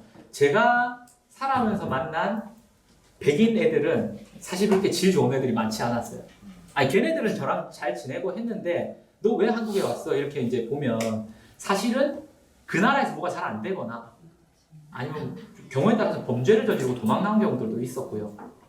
그런 애들 되게 좀 있었거든요. 반면에 피부색이 까맣다고 우리가 무시하지만 동남아나 이런 데서 오신 분들은 신분에 대한 검증도 돼야 되고 한국이란 나라가 워낙 차별을 이런 나라는 막 받아주는데 어떤 나라는 되게 고압적으로 갑질한단 말이에요. 그러니까 뭐 재산 있는 거 다 증명해, 뭐 집안 다 증명해, 추천 뭐 이렇게 해가지고 그걸 다 통과해서 오신 분들이에요. 그러면 사실 그 나라에서 되게 엘리트고 공부도 많이 했고 이런 분들 많은데 우리는 그냥 피부색으로만 놓고 이렇게 하는 경우들도 있었죠. 하여튼 그런 것들도 우리가 다시 좀 성찰해봐야 될 지점 아닌가 뭐 그런 생각들이 좀. 그 부산이 서브컬처라고 하죠. 대한 문화, 비주류 문화가 되게 강하다 이런 얘기 했었는데 제가 개인적으로 이제 저는 이 바깥에서 뭘 하는 거에 대한 로망까지는 아니지만 이제 한 10분 남았는데 마칠게요. 자 보십시오. 이거 어떻게 얘기해야 되나? 제가 아까 역사적 상상력이 필요하다고 얘기했죠. 지금 우리가 살고 있는 이 현대사회는 아주 옛날부터 당연하게 주어진 게 아니에요. 최근 1, 200년, 길게 잡아야 2, 300년 사이에 그냥 필요하니까 이렇게 만들어 놓은 거예요. 이게 당연한 것이 아니란 말입니다. 이 말씀을 제가 왜 드리냐면 아까 책 얘기할 때도 책으로 읽는 게 가장 마지막 공부다라고 말씀드렸잖아요. 실제로 이걸 묵독이라고 하거든요. 묵독. 침묵할 때 묵자 써서 소리 안 내고 읽는 것은 얼마 안 돼요. 원래 다 낭독했단 말입니다. 그러면 중세에서 근대로 넘어올 때 묵독하던 사람들은 마녀사냥 많이 당했어요. 길거리 지나가다 딱 봤는데 혼자서 소리를 안 내고 책을 읽고 있는 건 너무 무서운 풍경이었단 말입니다. 신을 직접 대면하고 있는 풍경이었어요. 그러니까 잡아가가지고 불태워 죽이고 이런 게 문헌에 되게 많이 나와요. 달리 얘기하면 뭐냐면 읽는다라는 것은 신의 말씀을 전할 자격을 갖고 있는 사람이 많은 사람들을 모아놓고 해석해 주는 거였어요. 그럼 사람들이 그걸 듣고 공부하는 거죠. 아 이런 거 혼자 읽지 않았단 말이에요. 그러니까 많은 문화나 관습이나 이런 것들이 당연하게 그런 게 아니라 지금 우리가 되게 많이 바뀌는 것인데 그러면 예술이라는 거나 문화도 마찬가지죠. 근대는 계속해서 똑똑 떼어내요. 삼권 분립이죠. 나눌 분자, 칼이 들어가 있습니다. 그 안에. 경제도 분업하잖아요. 그러니까 이제는 하루 종일 타이어만 만드는 사람은 내가 만든 타이어가 자동차에 들어간지 비행기에 들어간지도 몰라요. 그냥 계속 타이어만 만드는 거예요. 전체를 보는 눈을 잃어버린 거죠. 나눌 분. 문화나 예술도 마찬가지입니다. 무대와 관객을 분리시켜놨어요. 원래 통합돼 있었거든요. 우리나라 마당극 같은 거 보세요. 마당극에 무대의 방향이 있습니까? 사방이 다 무대일 거고 다 열려 있었거든요. 이건 서구도 마찬가지입니다. 근대와 중세 그 기점에 있는 펍 문화나 이런 거 보면 아무나 그냥 다 올려서 노래하고 이런 거였거든요. 지금처럼 무대에 올라가서 사람들이 뭘 하고 밑에 있는 사람들을 수동적으로 바라만 본다? 이건 근대적 어떤 예술 방식이에요. 미술도 마찬가지지 않습니까? 미술의 최초의 미술은 어디서 발견돼요? 네, 동굴 같은 데나 그냥 사냥하는 그런 공간 같은 데서 발견되잖아요. 바위나 이런 데서. 일상 공간에 원래 있는 것이고 중세까지 오더라도 다 일요일마다 가는 성당, 교회 이런 데 원래 있는 거예요. 이걸 똑 떼어내가지고 조명 따로 해놓은 갤러리라고 하는 화이트 큐브 공간에다가 가두어 놓은 것은 얼마 안 된단 말이에요. 그러니까 사람들마다 그것도 나쁘진 않습니다. 그렇게 또 해야 되는 어떤 것이 시대가 변하면 여러 가지가 변하니까 나쁘다라고는 볼 수 없지만 저는 많은 사람들이 함께 즐기던 것들이 점점 똑똑 떼어내서 자기들만의 공간으로 가둔다. 그러면 예술이나 문화라는 것도 사실은 저는 더 많은 사람, 그러니까 TV나 스마트폰이나 이런 것들이 나쁜 점도 있지만 좋은 점은 뭐냐면 문화의 민주화에 기여하거든요. 소수만 보던 걸 지금은 다 볼 수 있잖아요. 우리 유튜브 들어가면 다 볼 수 있잖아요. 마찬가지로 미술도 스트리트 아트라든지 거리 미술이라든지 벽화 이런 것들이 뭔가 이렇게 추구하는 바가 저는 있다라고 생각하고 그런 거에 좀 관심이 많은데 그런 어떤 대표적인 작품으로 저희가 2014년에 했던 프로젝트입니다. 강연방안이라는 잡지할 때 저희 팀에서 이제 했던 거 지금은 없어졌어요. 작년인가? 이거 혹시 보신 적 있습니까? 예. 네, 그렇죠. 그 광안대교 타고 오다 보면 쫙 보이잖아요. 이 뒤에 있는 아이파크 설계하신 분이 아마 독일 건축가라고 하는 분입니다. 요거 그리신 분 독일 아티스트거든요. 20이라고 하는. 전 세계 곳곳에 이런 벽화들을 그리는 분이에요. 저희들이 이제 초청해서 여기다가 작품을 의뢰했고, 저 펫센터에서 30년 넘게 장사하고 계시는 분을 모델로, 이분이 한 일주일 정도 돌아다녔어요. 이십이라는 작가가 일주일 정도 계속 돌아다녔어요. 모델을 찾는다고. 그러다가 저 할아버지를 찾아서 그림을 그리고, 처음에 되게 안 하시려고 했는데 하고 나서 이거 이제 다 그려가지고 뭐랄까 오픈하는 날 옥상에서 이 어르신의 정말 사전에 8촌까지 다 온 것 같더라고요. 대기들까지 싹 다 오셔가지고 손주들 막 보고 막 어마어마하게 놀라는 거죠. 할아버지가 완전 무슨 동산도 아니고 엄청난 큰 벽화가 있으니까 할아버지 대단한 사람이야? 막 이러면서 막 하여튼 그렇게 한바탕 여기서 이제 떡하고 막 이렇게 놀았던 기억이 나고. 광안리 양쪽에다가 아까 그거는 이쪽에 있는 거고 요벽한 이쪽에 있는 겁니다. 광남초등학교 부분에 고원주 작가라고 제가 또 되게 좋아하는 작가가 그린 그림입니다. 요거는 지금도 있어요. 이쪽에 가면 보실 수 있습니다. 요 밑으로 지나가면 이제 애들이 있고, 그림의 의미는 어른은 아이들은 어른을 보면서 큰다. 뭐 이런 의미를 좀 갖고 있다고 해요. 자, 마지막입니다. 제가 얼마 전에 아마 프린트물로 나눠드렸다고 들었는데요. 얼마 전에 국제신문에 지금 그 상징건축과 함께 연재하고 있는 오부산 칼럼이 있어서 거기다가 제가 원고 분량에 맞춰서 왜 부산이 기수역이라는 키워드로 설명할 수 있고 어떤 힘을 갖고 있는 도시인가에 대해서 제가 원고를 하나 쓴 게 있습니다. 거기에 어느 정도는 조금 말씀을 드린 게 있고요. 그리고 원고 분량 때문에 미처 다 하지 못한 이야기는 조금 더 써가지고 내년에 아마 한 60매 정도 분량, 지금 이게 15매 분량이거든요. 그러니까 4배 정도의 분량으로 조금 더 구체적으로 부산이 갖고 있는 그 문화적 힘에 대해서 써서 내년에 이제 책이 나오면 그걸 아마 읽어보시면 될 것 같고, 제가 사실 오늘 와서는 2시간 동안 부산의 문화에 대해서 다 말씀은 못 드리지만 제가 갖고 있는 부산의 이미지, 그리고 부산을 제가 왜 사랑하는지 그런 거에 대해서 좀 말씀을 드리려고 이런저런 얘기들을 좀 했습니다. 그래서 마지막에 제가 요 문장을 하나 최근에 책에서 읽은 좀 좋은 문장에서 가지고 왔습니다. 한번 읽어보면서 마치도록 하겠습니다. 지역의 발명이라는 책인데요. 지역은 성장을 놓지 못한 채 끊임없이 경쟁을 부추기고 규모를 키우고 모든 것을 단일한 기준에 맞춘 고장난 문명을 바꿀 개성적인 N개의 대안을 발명하는 열린 실험실이다. 제가 이 글을 읽고 되게 좋았습니다. 왜냐하면 우리는 어느 순간 단일한 기준에 맞춰가지고 돈을 얼마고 연봉이 얼마고 어느 대학을 나왔고 뭐 어느 지역에 살고 이런 걸 가지고 되게 왜소하게 상상력이 빈곤한 어떤 삶을 살고 있는지도 몰라요. 그러나 우리는 되게 열린 여러 가지 상상력을 가지고 다양한 삶이 가능하다는 것을 믿고 또 그런 것들을 시도할 수 있고 서로 응원할 수 있는 그런 삶을 좀 살아야 되지 않나? 그리고 그런 삶을 살려고 할 때 부산만큼 좋은 도시가 있을까? 그런 생각도 좀 해보게 됩니다.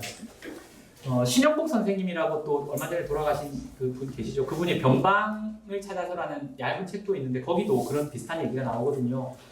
새로운 시대의 새로운 어떤 그 흐름은 반드시 변방에서밖에 못 나온다. 그런데 거기에는 하나의 전제가 있다.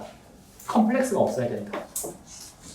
저도 그런 거 많이 느낍니다. 서울에 이제 갈 일이 좀 종종 있어서 가보면 회의를 하다 보면 여기서 새로운 거 못 나오겠구나 이런 거 많이 느껴요. 왜냐? 이 사람들이 너무나 경쟁에 지쳐 있어요. 시간이 없는 거예요. 일주일 뒤에 뭘 내놔야 돼요. 내일 아침에 뭘 내놔야 되니까 되게 뛰어난 사람들이 모여 있다는 느낌은 있는데 다들 너무나 경쟁이 지쳐 있고 주어진 시간이 짧다 보니까 성과를 빨리빨리 내야 되니까 깊게 뭔가 이렇게 양생이라고 하죠. 푹 묵혀놓고 뭘 할 수 있는. 그래서 그런 걸 보면서 여기서는 안 되겠구나. 그러면 이제 가끔씩 부산에 와서 보면 이제 서울보다는 뭔가 루즈한 느낌이 좀 있죠. 실제로. 서울에 한 달쯤 있다가 부산에 오면 뭔가 사람들이 1.5배 느리게 움직이는 것 같거든요. 약간 느낌이. 왜냐면 거기 막 지하철 같은 거 보면 출퇴근 시간도 아닌데 막 사람이 정신없이 막 다들 막 되게 인상 쓰고 다니고 막 바쁘게 막 그 소진돼요. 그 기빨린다고 해야 되나? 빨리 부산 가고 싶다 뭐 이러는데 부산에 딱 오면 뭔가 사람들이 되게 느리게 막 1.5배 느리게 움직이는 것 같아서 되게 좀 기분이 좋고. 하여튼 그렇게 움직이는 속도 안에서는 새로운 게 나올 수가 없습니다. 시야가 되게 좁기 때문에. 그래서 저는 부산 혹은 어떤 곳에서 새로운 시대를 예비하는 뭔가가 나올 텐데 그러려면 신영복 선생님 말씀처럼 컴플렉스가 없어야 된다. 그냥 우리가 하는 것이 그 자체로 그냥 충분하다. 누구한테 평가받고 할 일은 아닌 것 같다. 이런 생각도 들게 됩니다. 예, 하여튼 부산을 사랑하는 마음으로 앞뒤도 없는 얘기들을 두서없이 들었습니다. 고맙습니다.